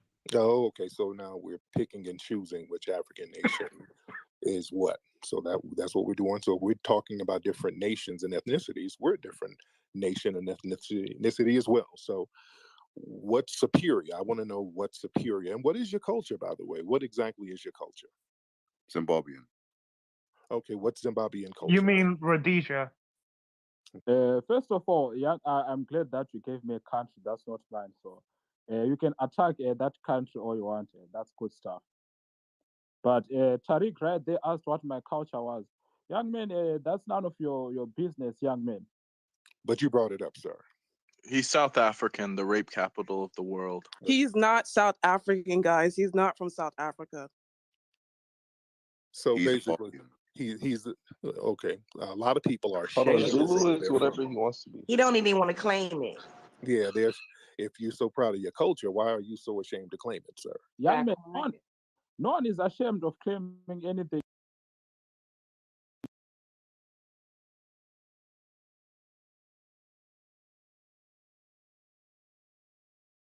Yeah, young man. Unlike you have nothing to claim, young man. Well, I don't claim fleeing. I definitely don't claim that. Tariq, you fled to a white suburb. Shut the fuck up, man. Well, stop it, sir. There's no such fled thing to a as white suburb, bruv. The fuck stop you it, talking sir. about? That's not You fled to a white fleeing, suburb so sir. you can make some money, cuz. Fuck you Sir, talking about? that's broke Sir, Sambo talk. sir, stop saying That is Sambo broke to me, Sambo talk, sir. That is broke Sambo talk. I'm a Broke Sambo foundational talk. Black You fled to a American. white suburb. No. Y'all This need to is my get land. yourselves a McGriddle. All of this is my land. I can live anywhere on my land I All want of to, this sir. is my land. And fuck, you're nothing in America, bro. Yes, I do. Yes, we do. Bro, We the fled. baiter. This man owns Rikers. Okay, get it straight. So I hear a lot of jealous tether talk from people who fled. Tether talk. That's Who would be jealous of you? Fentanyl backward Tether talk. alcoholics. Young man, I'm speaking from my country right now, so I don't know what you are talking about, okay? Sir, you're speaking from your taxi over in New York somewhere. You're not in your home country. Young man, I'm in my home country, young man, okay? Unlike you, Tariq Nashi, you don't even in your home country. You think America is yours. You are nothing, young man. Anyways, we're going to let our African queen speak there. She has a hand up. Shan, speak. And this is my country, by the way, sir. Tariq, shut the fuck up. It's not No. You own nothing. I don't know what Black Americans own here. What do you own in America? Stop it. You don't own anything in your homeland. That's why you fled. Shut the fuck up, man. You don't own I own more than you, and you fled, sir. Section 8 vouchers don't count as ownership, okay, honey? Nah, don't mute them. And y'all the main ones who get them. And I hear a British accent, so your ass went Who's to Britain. British? You're not even in your home. Bro, this is how I can tell these fentanyl backward alcoholics don't know shit because I don't have an English accent. Exactly, young man. Abiola, I'm not talking to you. I'm talking to My Umbutu. name is Abiola, sir.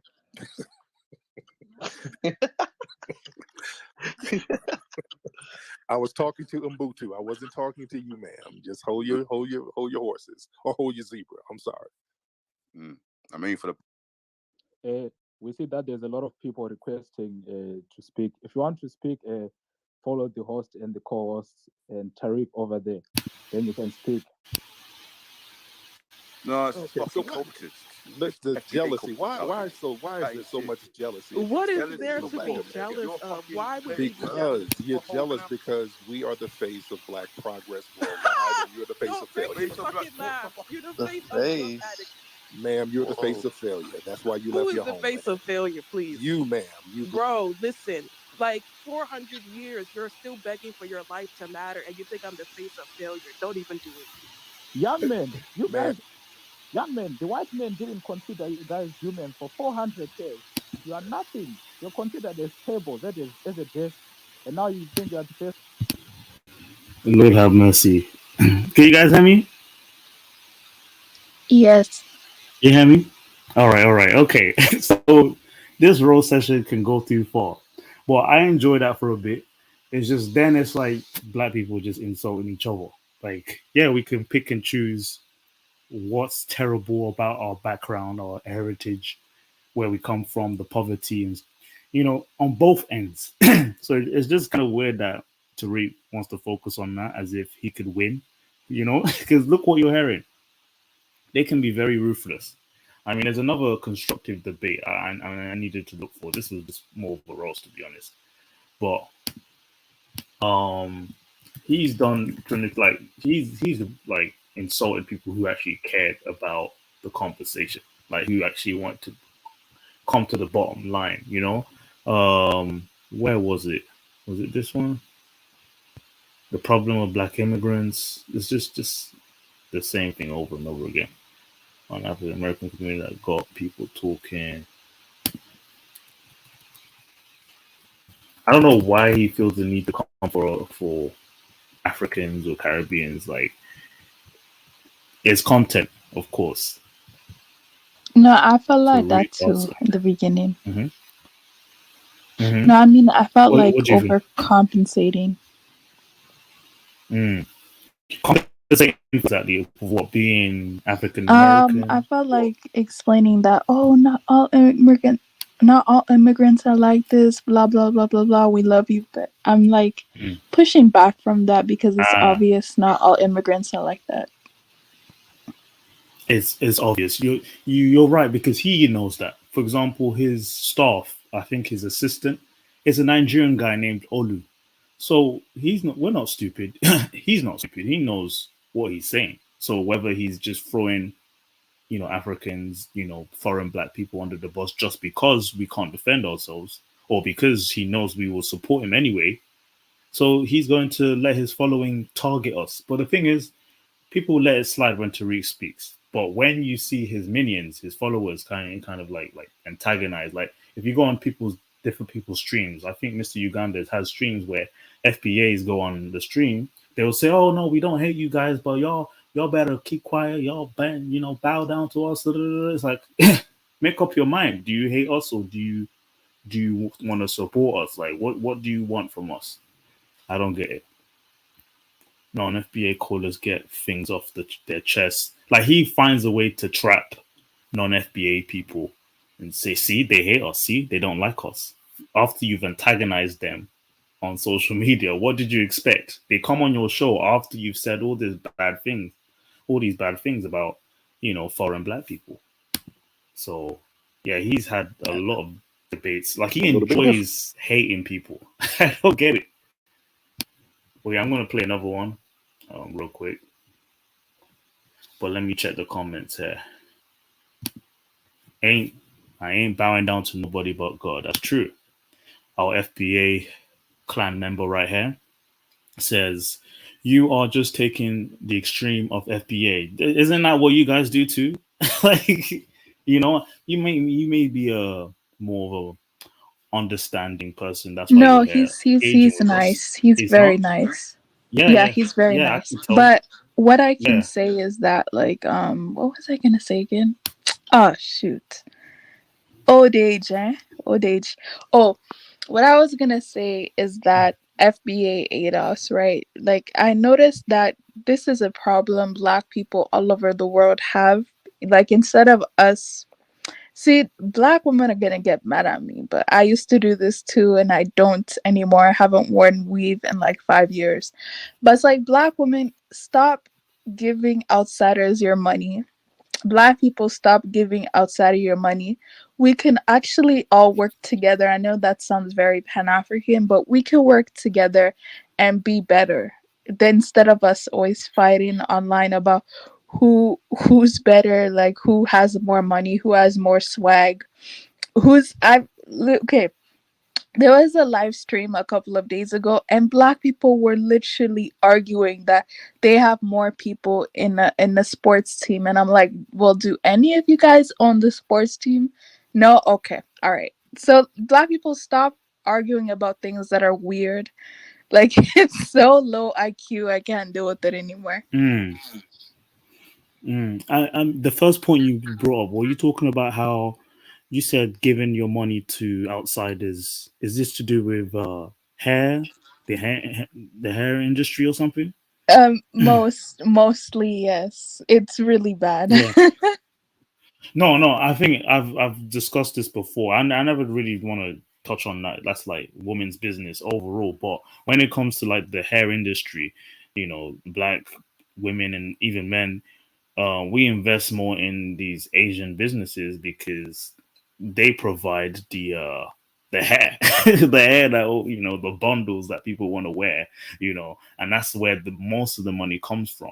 This idea about creating your own industry, well, you kind of have to rock your hair. You have to make sure you can handle it and like present yourself the way you need to, and compete, rather than blaming other people for owning these companies and businesses and teams. Just like what you're saying, you're right about that. But like, Well, what were you just connecting this to? Was it to do with how these arguments happen online, these beefs? I suppose, because I'll be Mm. honest with you, like the things that we talk about in person are not normally like this.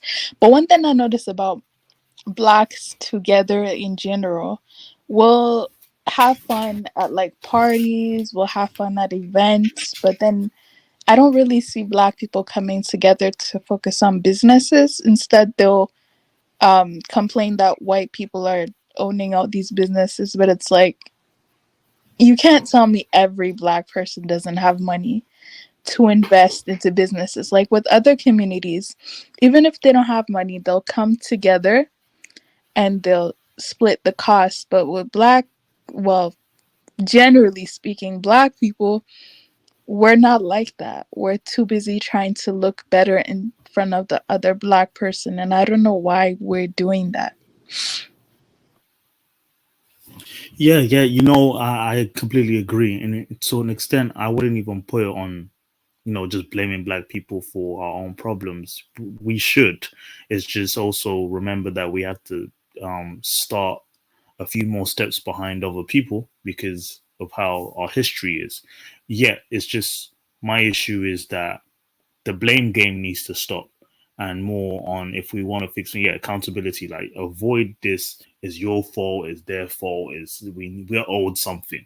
And from what I've witnessed when we discuss it amongst ourselves in the diaspora, the biggest victims tend to come from America. Like this need to blame someone else for your issues. We have a history of that, but we can't keep on bringing back the past and ensuring that no one moves until we get something.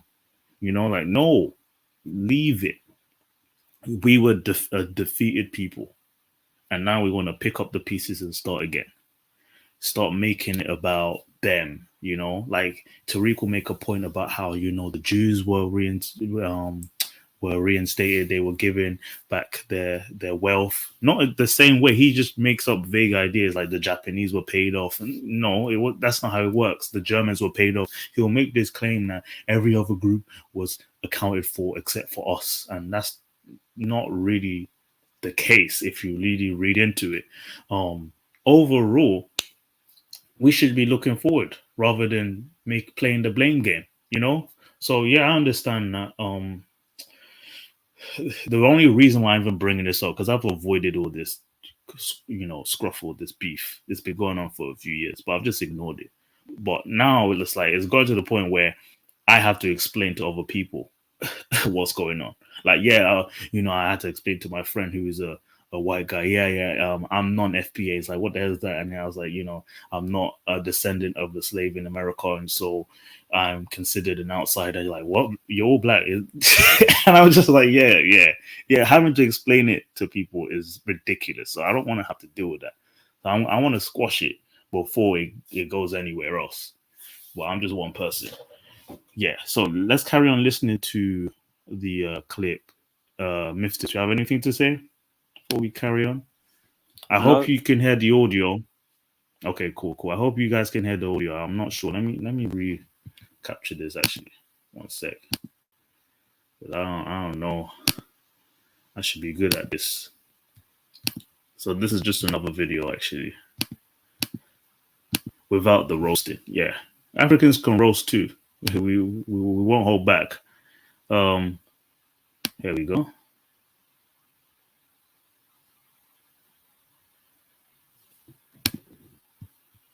One sec.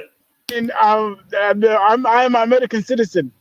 Right? Yeah, you're a tether, sir. You fled from your homeland and you came over here to tether off us. See, exactly. So that's why you are banned from everywhere. That's why you are banned in the UK, in Africa. And I'm fine with that. And that's why I'm in my homeland. I'm not trying to move to the UK.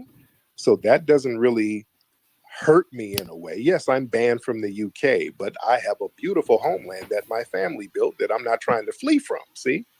I'm not trying to flee to the UK like you were trying to flee here. See the difference, sir? Now, why do you have so much hatred for Foundation of Black Americans? Why are you so jealous? just to remind everyone, though, the reason why he was banned was because of his race politics.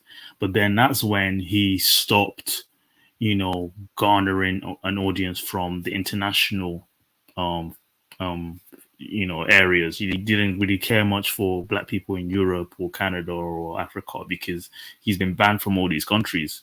And so now the need to garner division here and just abandon his fans from outside has created this animosity. But was it us that banned him? No. No. I don't. Yes, you don't. do. I'm not jealous. You're very jealous of foundational Black Americans, and you fled to come over here among us. So what's with all of that negative energy for my people? Dr. Kabas? Yes, my brother. Come on, we're all Africans, right? No. I didn't say black. There is nothing. You said foundational Black Americans. Yes. Like what makes you foundational? What makes you foundational? Oh, we built this country. But what is the evidence? Yes, that makes us foundational. That makes us different from you, sir. My family built this nation. We didn't flee to it. We didn't immigrate to it. There was no United States until my family built it. They went through the blood, sweat, and tears and deprivation and all types of hardships to build this place. And then later on, you packed your little musty suitcase and came on over here eating off of our plate with nothing but contempt and jealousy and hatred for foundational Black Americans. That's why we're checking that ass, sir. But with all due respect, sir, you've been to over 20 African countries. Everybody welcome you. Nobody asked you, oh, this is not your country. Nobody gave you tethered energy. Nobody talked to you like a xenophobic. And the problem is the folks over there are cool. Yo ass ain't. Y'all come over here. They send the Sambos like you over here. That's the problem.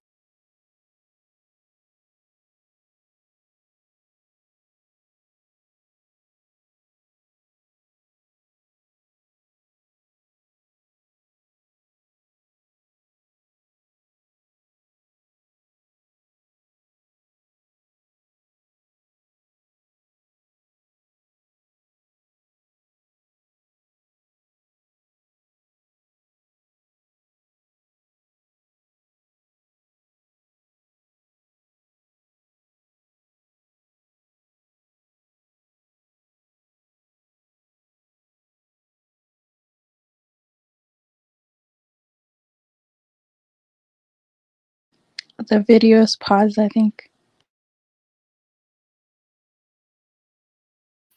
Man, I was talking. Sorry, guys. But I was just saying how the point he made right at the end. He said how Africans who move to America, yeah, he doesn't trust, but Africans there, he's okay with. Like, how do you make that distinction, though? You pick and choose who you like and dislike. It doesn't make sense. And so I would sit there and wonder, like, what's his point? But then you have to remember, if he keeps saying that African immigrants look down on Black Americans, what he's saying is that African immigrants, when they move to America, they're either in inner city neighborhoods or like the rough parts, because a lot of immigrants have to start from the bottom, right? So when you live among people that look like you and are more likely to come from a more dysfunctional background, you've got the lower working class African Americans who have that stereotypical ghetto behavior versus people that look like you but from your own culture who don't do that. So what do you expect when you raise your kids in this neighborhood and you say, do not hang out with those type of kids? Why isn't it that we're not paying attention to the environment that they're raising their children? They have to live there because that's what they can afford. But do they want their kids to be influenced by the bad behavior? Or do we just make it about, oh, they just hate us? No, we don't. They don't hate you. They hate they dislike and want to be distant from the dysfunction. Same thing with the South and East Asians that moved to America. They don't want to, but they would love like the celebrity Black people. They would love the people who are known for being affluent. It's not based on your group, it's based on the class. So a lot of these immigrants are mixed in with the sort of the less affluent people who have a culture that doesn't really encourage, education or discipline or, obeying authority. And that's understandable. We have that among white people. They call them white trash. In the UK, we call them chavs. So when you have that, immigrants moving and they see that, what do you expect? So it's not that they hate African Americans. They don't like to be associated with the bad that comes from that environment. What's wrong with that? But yeah, before I carry on, so what's everyone saying here? The Duke need to do more lives. Us Black Americans need to hear the truth, not what we want to hear. I'm glad to hear that, Juju. I'm glad to hear that AM is back. That I'm definitely am going to discuss this because I'm not coming from a place of negativity. We need to have this conversation because it would lead to something. I'm not here to divide like Tariq is. Unfortunately, Tariq must be taken seriously as much as I want to. He is spewing a hate ideology that is starting to grow. That's true. MS Delta guy, you may claim that, oh, it's not a big deal. These are just roast sessions. Don't take it seriously. It's just entertainment. Yeah, I've listened to Tariq for a long time and I know the jig, but we know what this could lead to: animosity and more division and hate. It's not just a joke, and we see it. So don't make that an assumption. We don't want to hate and dislike African Americans, but as you can see here, you're ignoring my whole point. See, this is it's like you don't want to listen. Someone like Juju would understand, but you're ignoring the fact that when did I say that all Black American neighborhoods are the ghetto? Tariq is not promoting hate. Okay, yeah, we flip flop back and forth. We're the problem, but you're just having fun. When you called African students in your high schools African booty scratcher, that was just all fun and games, right?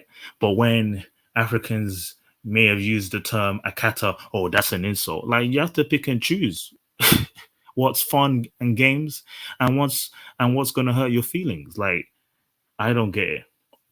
Someone has said, hey, I mean, thanks that's not for even the thing. Is that's authentic not AA. even. Yeah, go on. The thing is that's not even that argument is like, people always say like, oh, it's entertainment, and trust me, like, in general, I agree with the sentiment that this is some nonsense. Like, personally, I'm just like, okay, whatever. Like, okay, but that argument is kind of dumb, because at the end of the day, entertainment, just because it's entertainment doesn't mean it can't, like, what was the comment? He's not promoting hate, it's entertainment. So what? Like, you can't use entertainment to promote hate? That's your logic. Like, that doesn't even make any sense. That's like saying, if I put hate but I put in a book, okay, well, it's not really promoting hate, it's just entertainment. Or if I put hate but I put in a music video, it's not hate, it's just entertainment. If I put in a movie, it's just no. Two things can be true at the same time. It can be entertaining and it can be hate. Okay, so it doesn't have to. No, let me even add something. I don't think the hate's that deep. Like, but let me add something. I think when it comes from them, it should be considered entertainment. But when other groups do it, that's a problem. Like when white people might say, oh, it's entertainment to do blackface, or to appropriate your culture, or to act black for entertainment. Oh, that's insulting. But when they do it to mock Africans, to mock Asians, to just because they're, Black Americans and Black people can't be racist. That's their ideal. Yeah, exactly. Oh, it's okay when we do it. It's okay when we do it. Well, everyone else, they're the problem. See, look at this guy. Oh my God, African British culture, lie, old trope. Me and African students get along. Then why are you upset? Why do you feel like we are the problem then? And, this is the guy that's nice, but you're always defensive. If you know that someone like Tariq is offending a lot of people, oh, it's entertainment. That's the problem. This guy says, why do I sound hostile? We were sold. Talk about that, fix that. No, what do you mean by that? Yes, you were sold. What am I meant to do? The Caribbeans is the same thing. South Americans, there's a time for you to go back in time. Time for you to go back in time. That's the thing. Only African Americans can do that. No one else can. That's the thing. Like, we didn't have problems. Like in Congo, people weren't slaughtered. There wasn't a genocide in Namibia. We were plundered too. We are owed too in our different way. So now what? We're all victims. Happy now?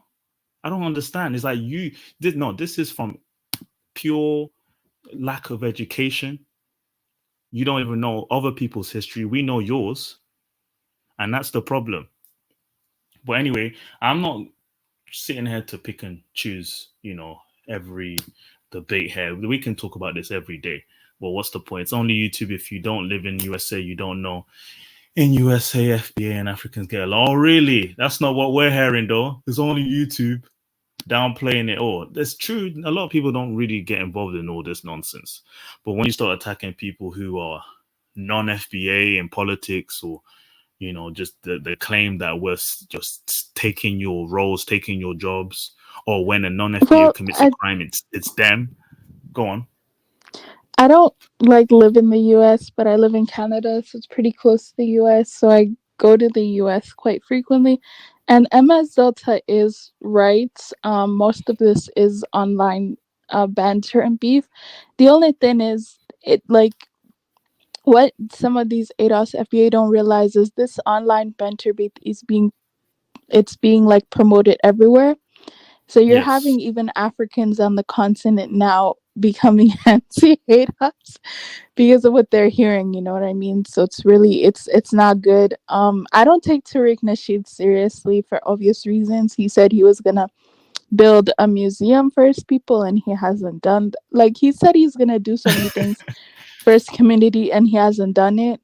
And I see that he's online beefing with people a little bit more, so that's why I don't take him seriously. But the thing about Tariq Nasheed is he can make Tariq Nasheed minions, and I'm sure you've seen those people. Yes, that very dangerous. Take his ideology a bit too far.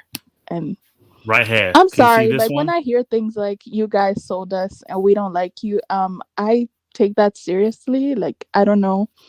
There's no way you could tell me, "Oh, you sold us and we hate y'all," and all this stuff, and you expect me not to take. I'm gonna take that seriously. So. Right. What do And you the thing mean is, give him time to build the museum? You're acting like as if that's not something, bro. I'm sorry, people build buildings every day. What are you talking about? You're acting like as if this is some generational project and he's got to spend 5 years and planning it. It's not.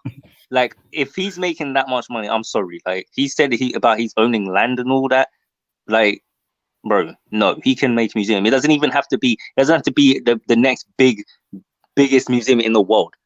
You know what I mean? He can make a small scale museum. Okay. And the thing is, yes, we could say it's just online. We've got public figures like Tariq Nasheed, online people like Cynthia G. They that's their whole industry, is to cause division. Okay, but then when you start a petition or a movement against people who are non-FBA, oh, this person is playing an African American actor. I mean, it should be in Africa. It should be restricted to African Americans. All these ideas where now you're going to affect people's jobs, people's livelihood. Or you shouldn't run for office if you think this way, or if you're African, you should step back. Now you want to hold us back. If we move to America and you start to garner this idea that we're the enemy, what do you think is going to happen to those in Africa, to those in the Caribbean? We are on social media. Us in Europe, we used to be very well connected. The diaspora, we were connected and we'll support each other. If, let's say, for example, I remember when Tariq traveled to the UK when he was allowed to, people started raising money for seminars. A lot of African American speakers would come to Europe to tour. They would tour Africa. Who do you think was organizing and supporting them? Other Africans, Black British people, Caribbean people. We connected with each other internationally. And how do we do that? On social media, on the internet. So yeah, if it's just an internet thing, well, that's the only way we are well connected. And that's a point to be made here. If you want to just restrict it to the internet, well, it's a big world now. But overall, yeah, Tariq is just one guy, but his minions and people who follow him, that's the thing. This is what made me worry was that when I watched the debate he had on a TV show, a syndicated TV show, there were two people running for office with him and in his support of him and using the same rhetoric Tariq uses. I'm like, wait, these are people in policy now. They're going to become more tribalistic on what type of black they're allowed to work with. That's the issue. That's why I'm not going to ignore it and say it was just a joke. It's not a joke. But yeah, before I carry on, all bowing, this is out of proportion. No, it's not out of proportion. Wait, what do you guys think? Those on the panel, when I use that in the title, that FBAs want us to bow down to them, where do you think I got it from? Did I just make it up? Anyone? Okay. Well, I got this. This is what I've heard from people who've debated this over and over again, that you shouldn't speak for us. You should be in a supporting role. When you're in America, you should thank us. What do you want us to do? Beg? I don't understand. But yeah, let me play this video. Carry on. This is on Tariq's channel, by the way. These aren't my words. Problem. That's the problem we have. The people in these other nations are cool. They have welcomed me. They are good people all over Africa, all over the Caribbean. But for some reason, you Sambos seem to make it over here with your anti-FBA hatred. Now, how does that work? No, I have nothing against FBA. I don't hate you do. FBA. You have a bug in your ass no, about sir. this. No, you sir. have a bug No, in your sir. ass about Foundation of Black No, America. sir. Yes, No, you do. Sir. I am friends with many FBA people in real life. I'm not No, talking you're about not. Twitter. You I have am not some, contempt for sir. Foundation of Black America. No. My best friends are FBA, sir. They're foundational, okay? Just like you. So please, don't stop this hatred. It's not that serious. It's not. Stop being xenophobic, please. We are all African people.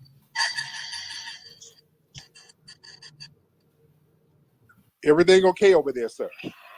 No, people are making they playing with the soundboard, man. They playing with the sound. They playing with us. People are unmuting and playing sounds. I cannot hear you, sir. Okay. Do you want to close your door? Can you close your door, Dr. Cobbins? I can't hear you, sir. I'm on the freeway. Of course, my door is closed, fool. What the fuck? Well, Can you mean, man? Can you calm the animals down in your Uber? Can you do that? And how this way? All right, thank you, Dr. Cobbins. Let me get some more people on here. He bounced. All right. Calling up here, projecting your FBA hatred. A lot of these folks got a lot of hatred and contempt. I don't get it. The guy literally said he has lots of FBA friends. He does not hate FBA. And he still drags the rhetoric that y'all hate us. I don't get it. Where do you guys get this delusion from? What does that mean? So now we're elites in the USA causing problems. Which ones? Please name them. Name names. Obama, because he's half Kenyan, right? Like, where are the FBA politicians? Are they all sellouts too? It doesn't matter. Yeah, you can. I was a fan too, but he hates Africans, apparently. Doesn't mean anything. This is what he's teaching you guys. What do you expect? Causing friction. For foundational Black Americans. A lot of them do. They have a lot of hatred and a lot of contempt, and they call... Well, what's a lot? What percentage is a lot? I need to understand what that means. Projecting. All they do is sit around hating on foundational Black Americans. Let's get Joe Adams. Let's get Joe Adams in here. All right. A lot of folks in here. Joe Adams. I think, Joe, have I had you on here before? You look familiar.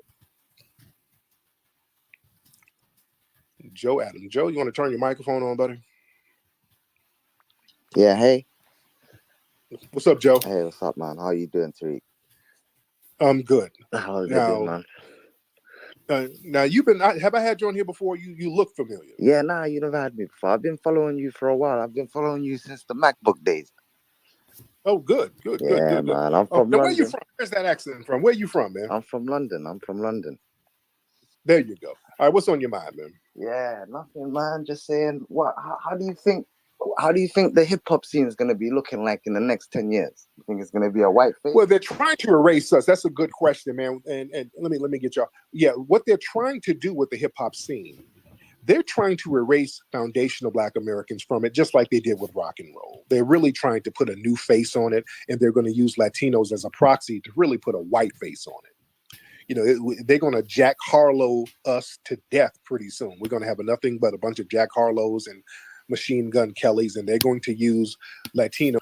I thought Tariq said that African Americans are so influential, so powerful. Why is it that everyone's taking everything from them? I don't get this victim science. Like, hip hop isn't going anywhere.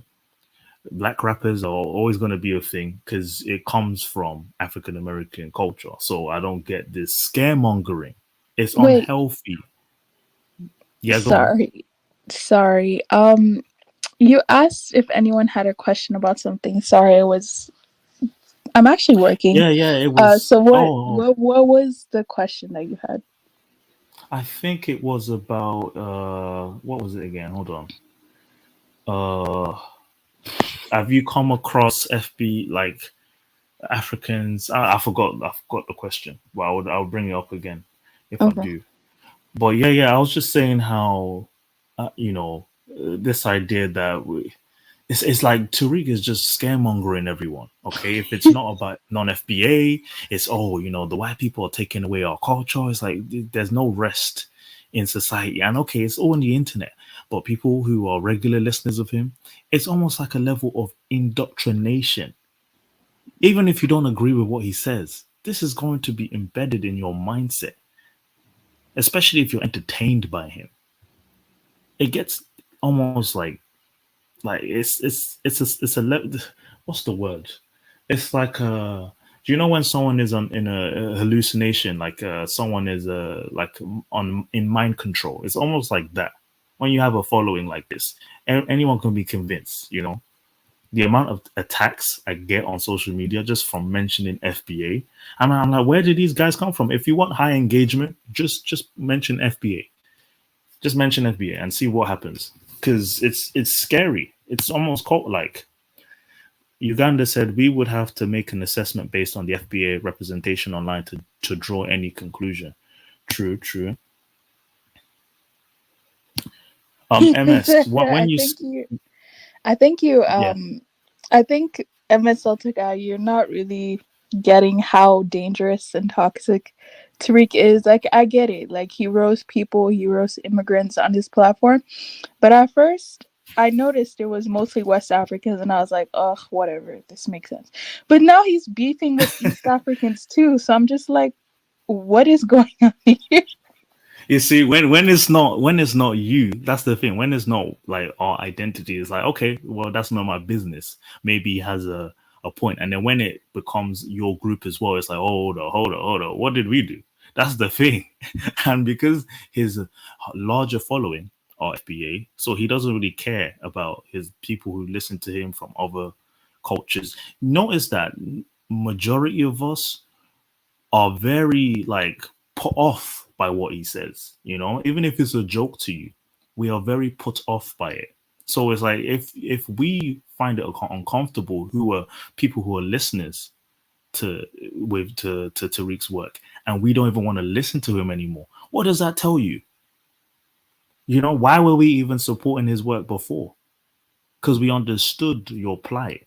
But if you keep insulting who we are, why do you think we should listen to you? So it's all this idea of relax, it doesn't mean anything. What are we meant to do? Hate ourselves just so we can uplift you? Because that's the thing. You just want us to uplift you. You want us to downplay who we are. What does that tell you? So I don't even care anymore. I don't care about FBA people. You had my support for years, but I'm sorry, people like Tariq, Yvette Carnell, the people who came up when this movement started, convinced me that I shouldn't show my solidarity. So MS Delta guy, all the other FBA people, guess what? You've lost my support over time. The more I hate this hatred and animosity, you guys created it. And so I will continue to distance myself from supporting y'all. You get, so the international community, you will hear less of us. So yeah, that's fine. Don't care about what we do. Do what you want. But if you insult us, we'll insult you back. And we have a lot to say about you. Yeah? So don't cry, don't beg. You came here getting upset. We were insulting you. So don't expect anything better. All right? So this is what Tariq has created. Oh, it's an all entertainment. But, you know, when we supported you, it was okay. But now, because we're offended or you don't care about what we do, that's fine. That's exactly what he created. What the hell is diaspora? We don't have a diaspora anymore. No, The come diaspora on. now is anti. No. The diaspora now is everyone except FBA. That's what it looks like. Unfortunately, that's what it looks like. And we're fine with that. They're fine with it. We don't care.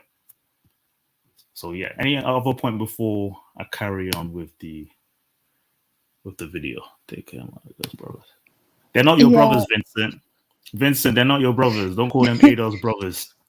Don't claim them anymore. Vincent, let me tell you this, right? Again, nothing against the African American I met in person. They're actually really cool. I'm not sure where this ADOS FBA. Someone said this is coming because of Trump era, so they wanted to be more like to themselves or whatever. Well, it's like, okay, first and foremost, that tribalistic element of ADOS FBA comes from Africa. Hate to admit it, but that's how Africans are. So you actually are going back to your roots with that. My thing about ADOS FBA, right, is they keep on, and you know what, I'm not gonna say it, but some of them keep on ignorance. Some of them keep on bragging about how they're the best blacks in the world, and it's like, I want to hear from you when you actually are managing a country, because the Jamaicans said the same thing, that they're the best black in the world. I'm like, Jamaica's horrible. Like, the crime, nobody is getting married. That country is done. Haiti, I like Haitians, but their country is poor.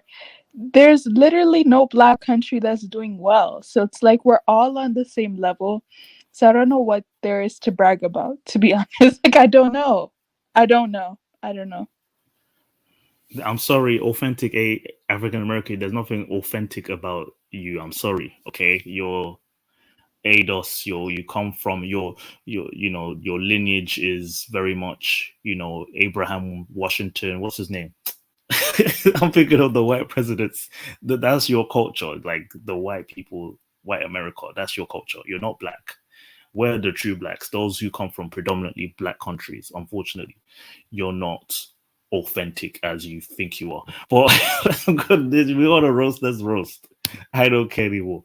So Vincent, for example, he actually lives in America. He shared more of an animosity than anyone I've come across when it comes to FBA people. So if you want to speak on, oh, you live in the UK, you don't get it. This idea that what are you even talking about? The whole point is, yeah, people in the grounds in America get along, but the online climate is changing. More hatred, more needs to divide. That's fine, but the whole point is that you could do that online, but over time it will boil over into maybe those who may want to travel out.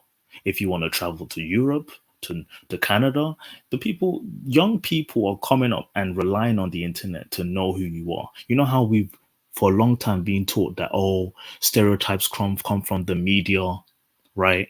And it influences how people view you. What happened to that? It's the same thing with social media. What we see on social media is going to depict what we think of you. So I don't care how normal and regular FBA people are. It doesn't really matter. But guess what? If I come across an FBA, first impression is people like you in the comment section. I'm sorry, because I don't come across all of you all the time. That's fine. But before, I would have been more welcoming and supportive. But now I don't think. I'm going to be more skeptical. Like, this guy in the UK, I don't know how he thinks. Like, if I see an African American in Europe, I might be more distant and more like hesitant to support or help you than if I see someone from a different country. That's what social media will do to anyone, unfortunately. And so you're gonna have to accept it. Stay in America. Don't travel. You don't risk it. So everything one FBA person, it's not one though. That's the thing. If it was just one, and if it was just a few, then I wouldn't consider that. And if you watch my my previous video, I went through my whole journey from being supportive to not caring anymore. Like I'm ready to roast. I'll have another stream roasting and insulting FBAs if I need to. That's the whole point. We need a Tariq equivalent of non-FBA. You guys are getting too comfortable. Exaggerating my ass. But anyway, let me play this. Latinos as that proxy if we don't shut down the BS now. Because we are the originators of this culture. And anytime people want to talk to purists, you want to go to the originators. But if they keep telling you Latinos are the originators, I hope to debate Tariq one day. I do want to debate him. And when he talks about the originators, we don't care. We will take your culture. We're going to take your reparations. We're going to take everything because you claim that we want to take it. So we will take it. And I will encourage it. You know, any non-FBA black person in America, manipulate and take what is theirs because they don't know who you are. That's fine. Claim everything that they think is yours. If you think you claim hip hop, if Latinos think they create hip hop, then believe them, because that's what FBAs want, right? They're going to start propping them up as experts and the faces of hip hop, which is what they're kind of doing now. Whenever they have hip hop conventions, you know, they bring Crazy Legs and Latinos created hip hop. Facts. That's what I believe. That's what Fat Joe said, so I believe him. Some of those rock steady people and present them as the pioneers, which they are not. They are not the pioneers of hip hop, you see. And somebody made this point yesterday. There's a new generation of young people who don't know. So now with Fat Joe and Busta Rhymes going out here and the white industry lying the way they are, the young folks don't know the truth. This is why it's up to us on the grassroots to really get the truth out here, because this is a culture war we having. This is not just about hip hop. Let's be very clear. This is not just about hip hop. This is about erasing people from their culture and also elevating another group in order to make them comparative, so that when it's time to compensate the real aggrieved group, you can prioritize this other group and compensate them and prioritize and protect them first. I'm telling y'all, this is the chess move that the white supremacists are playing. This is very, very serious, and we need to take. See, it's all fun and games, right? It's all entertainment, right? If you are a regular listener of a guy like this, I'm sorry to tell you, you are a member of a cult. Okay? You are a member of a cult. Look at this guy posting hashtag Tariq Nasheed. Are you summoning him or something? You are a member of a cult. So in my opinion, it's important for non-FBAs, Africans, Caribbeans, black people in other countries to listen to this. Because Tariq needs his boogeyman, right? He needs us to be the enemy. So we have to be the enemy. So anyone who is listening, if you're African, Caribbean, from anywhere else, make sure you dislike FBA, because to prove Tariq right, what's the point in proving him wrong? Oh, no, that's not true. Oh, we get along. Oh, I have FBA friends. No, you don't. You don't have to have FBA friends. He has so much influence now. Let's prove him right. The hell? Take it seriously. I get one more call. There's a lot of people in here, but I got stuff to do today. I don't want to be on here too. Right. Let me bring back his arch enemy, because what's his name? Tariq really hates this guy. But Myron speaks facts, in my opinion. Facts. You think so? Yeah. When it comes to the FBA debate, other things, yeah, he has his own views. But when it comes to this debate, for sure, he knows what he's talking about. reality based off of how you fucking behave, based off of how you act. Okay? So stop fucking crying about the situation. Yes, does police brutality exist? Yes. Are police bias towards black people? Yes. What are you gonna do about it? Are you gonna add fuel to the fire and act like a fucking dumbass, pull out your phone and say, oh, you fucking racist pig? They're human beings too. And if they can fuck you over for you acting like an idiot, they fucking will. All right? It's your choice to operate in reality. Don't be a fucking idiot. Don't commit crimes. Don't put yourself in precarious situations. Don't fucking do stupid shit. Don't do drugs. Don't drive drunk. But guess what? That takes what? Accountability. No one wants to be fucking accountable anymore. Day word. It's amazing to me how many of you motherfuckers are fucking soft, bro. Fucking soft, fat, triple chin, looking like. Okay, Myron was going hard on this. Why did he feel the need to rant like this? He didn't need to, but people were antagonizing him. Phone calls, they were saying how he's not representing black culture. He's not, should stop speaking for us. And then it led on to this. He had to be the more divisive. This is what you guys want. That's fine. You know, like someone like, what's her name? Juju, African-American girl, very supportive of all black people. That's the type of FBA, you know, you want to represent, but you have Tariq Nasheed that you guys want to support, right? He is encouraging and promoting division. So that's what you're going to get, unfortunately. That's what happens. There are people who have never met an FBA. I've visited America. I've traveled around the States. I understand there are people who are decent, who don't know anything about this online social media stuff. But a lot of people who've never even, you know, visited America, who aren't planning to, are coming across this content. Media affects us, right? But apparently it's just entertainment.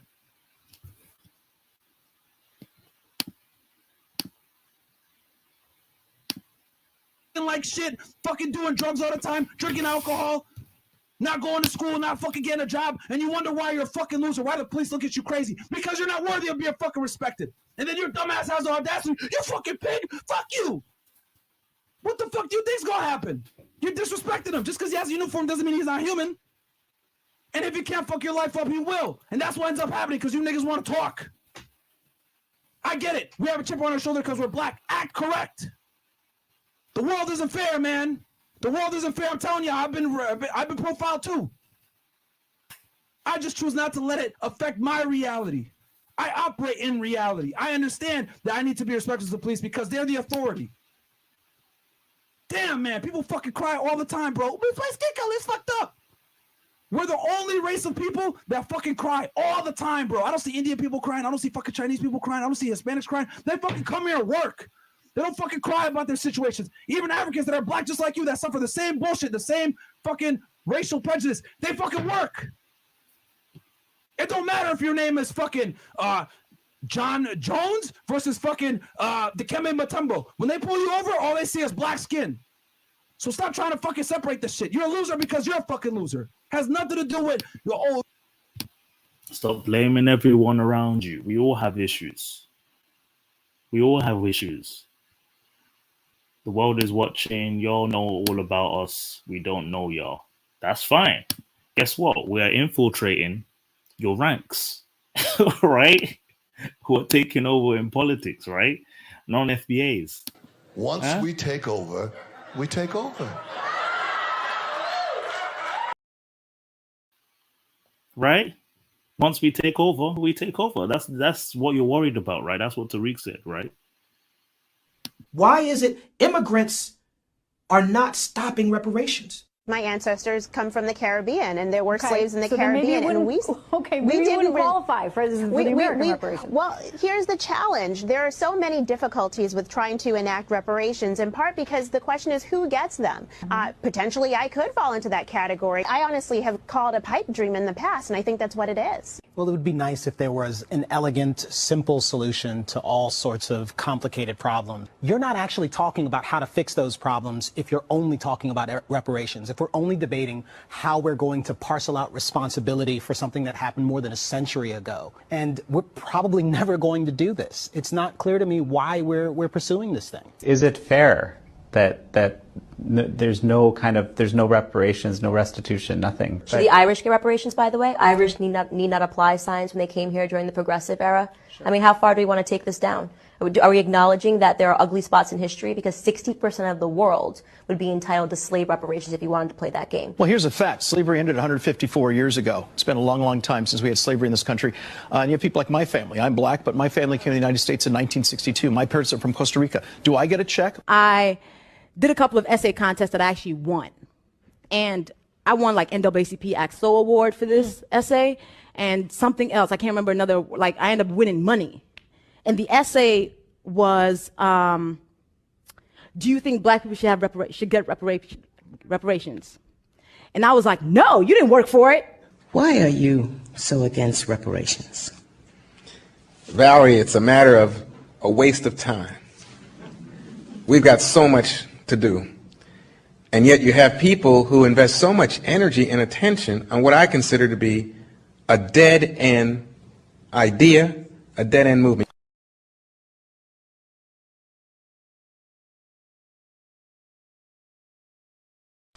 If we were to pay reparations today, we would only divide the country further. We would insult many black Americans by putting a price on the suffering of their ancestors. Once we take over, we take over.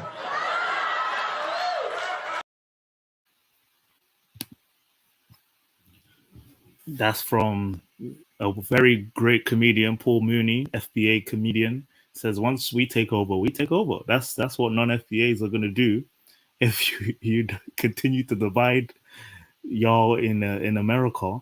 You know, that's what Tariq Nasheed is encouraging. So you have these guys in politics, you know, in power, preventing the talk on reparations. Instead of making sure you collab with them, you want to distance yourself from them. That's cool, but they're the ones in influence now. Like in my previous video, I asked, when are you going to have an FBA president or a governor that's going to represent your movement? Because a lot of them are foreign black people. The most powerful politicians who are black in the past, Colin Powell, Obama, I think Condoleezza Rice, she's FBA, but majority of them were non-FBA. Where are you guys in positions of power? If America is, you know, the greatest country in the world is watching, why are they in the non-FBAs representing you? And what are you going to do about it? That's all I'm saying. But regardless, you know, we've had this discussion. This was a good topic. Hope everyone is good. But I'm definitely willing to have a debate. I'm going to commit to this type of conversation because we need to get to the bottom of this.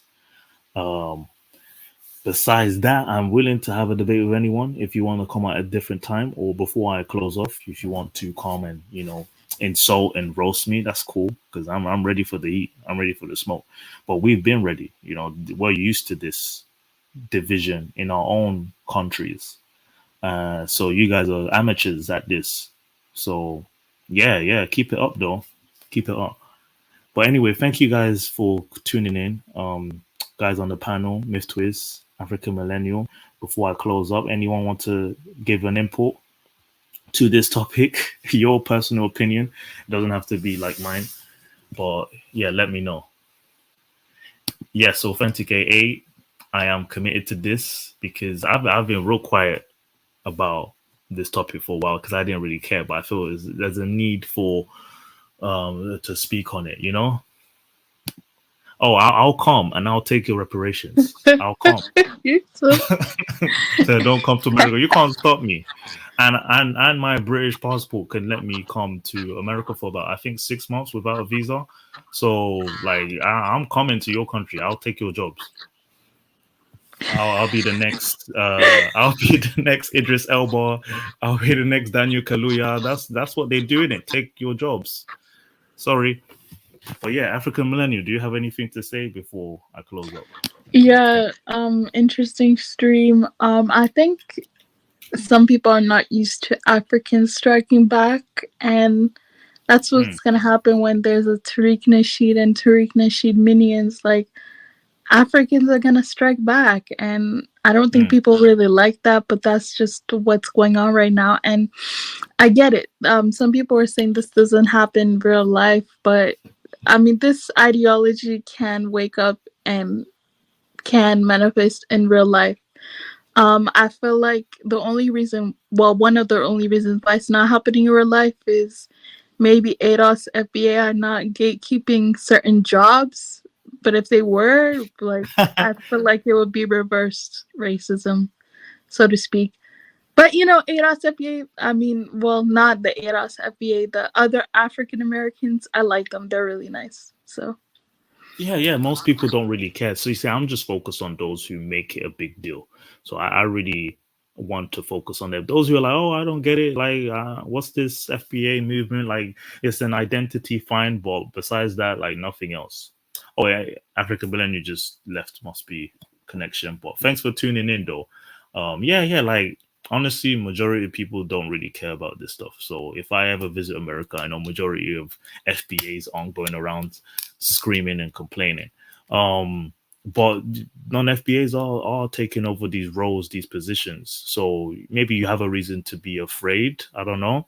But if you felt like we look down on you for one reason or other, keep building that narrative that we hate you so much, then we'll hate you if that's what you want, right? But overall, yeah, this was a fun topic. I want to talk on it again. Most definitely people will find this stream to hear hatred, and you will get the hatred you ask for if that's what you want. But people who know me well. I get very productive in a debate. So if you want to rant and vent, go for it. But like I know I have the information you need. But yeah, thank you so much. Myth Twist, thank you for tuning in. I'm gonna just drop you down. But I'll leave with a bit more of this video before I leave. It's a necessary conversation. Oh, are you some heron or whatever else? Like on fucking Twitter, you guys are out here saying some stupid shit. Oh, well, you're Dominican, so you're not really black, blah, blah, blah. Get the fuck out of here, bro. If he's dark skinned and he's fucking Dominican, it don't matter. They're going to consider him black too. Damn, man. Just accept the fact that you're a fucking pussy and you're a loser and keep making excuses for yourself. But don't sit here and try to say, oh my God, it's the man. He's holding me down. Fuck out of here, man. Is the caller still on phone? But listen, though. What y'all not understanding is, see, y'all looking at the situation from a foreigner mindset. You know what I'm saying? Because with black people, from a foreigner mindset, denied opportunities. You know what I'm saying? You said from a no, foreigner? that's what I'm saying. Yo, because see, hey, you do realize that just a second ago, like 5 minutes, not even like 3 minutes ago, I said that I was born in the United States and I went through all the same exact fucking issues that a lot of African American men deal with in the United States, because I was racially profiled plenty of times too. The difference is I just chose not to cry about it. I mean, I understand that, but a lot of black people, they get discriminated, they get denied opportunities because they have to go through discrimination through housing, jobs. A lot, these situations is real. Same thing here, bro. Same thing here. Yo, caller. I went through the same shit. Caller, what's the question here, bro? Because bringing up race, bro. I mean, bro, we're past this, bro.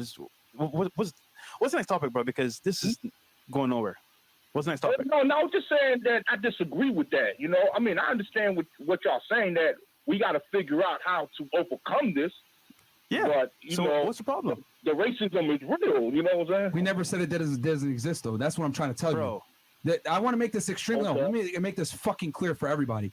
I never said racism doesn't exist. I said it's either you're going to be a victim of the racism or you're going to become a somebody through the racism. I choose to become a somebody. I'm not going to let it change my mindset and make me think like, oh my God, I have a disadvantage. Not respect that. I understand That's what I said earlier. So I never said racism doesn't exist. It's your choice how you're going to adapt. You can either adapt and overcome, or you can cry and say, oh my God, it's fucked up. The man's holding me down. Cool. Yeah. Because I went through the same shit too, bro. Where you coming from with that? You can't say a foreigner's mindset when I was born in the United States and I went through the same bullshit, man. Now, the reason why I said the foreigner mindset, because a lot of immigrants come here, it's like they look at the African Americans like they lazy and all that, and that's not really the truth. That's the truth, though. You know? They do come in here and think that they're lazy. That's why they open up their stores in African American communities and laugh at them. Nah, it's not that they lazy. It's because I never said that. I said they think that. I never said that. I said they think that. The immigrants do think that. That's true. Yeah, and that's not really the case.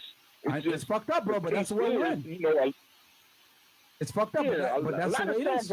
A lot of the black folks, they don't know how to overcome it. You know, they don't know how to navigate around the racism so they can get ahead.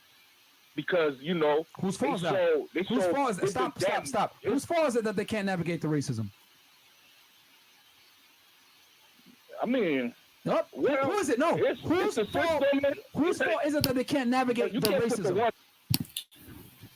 Come on, America, Black America, you've been here longer than all these immigrants. For 400-500 years in the United States of America, you have overcome, and you still don't know how to maneuver around white supremacy and the system. Migrants are grinding and elevating themselves to the top, but you're still trying to figure it out. That it doesn't make sense. So yeah, that's the argument I would make for anyone who wants to have that debate another time.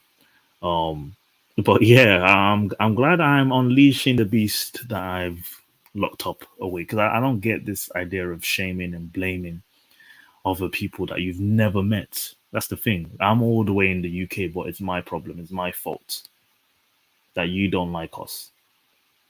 Oh yeah, I worry about my country. Don't worry about that.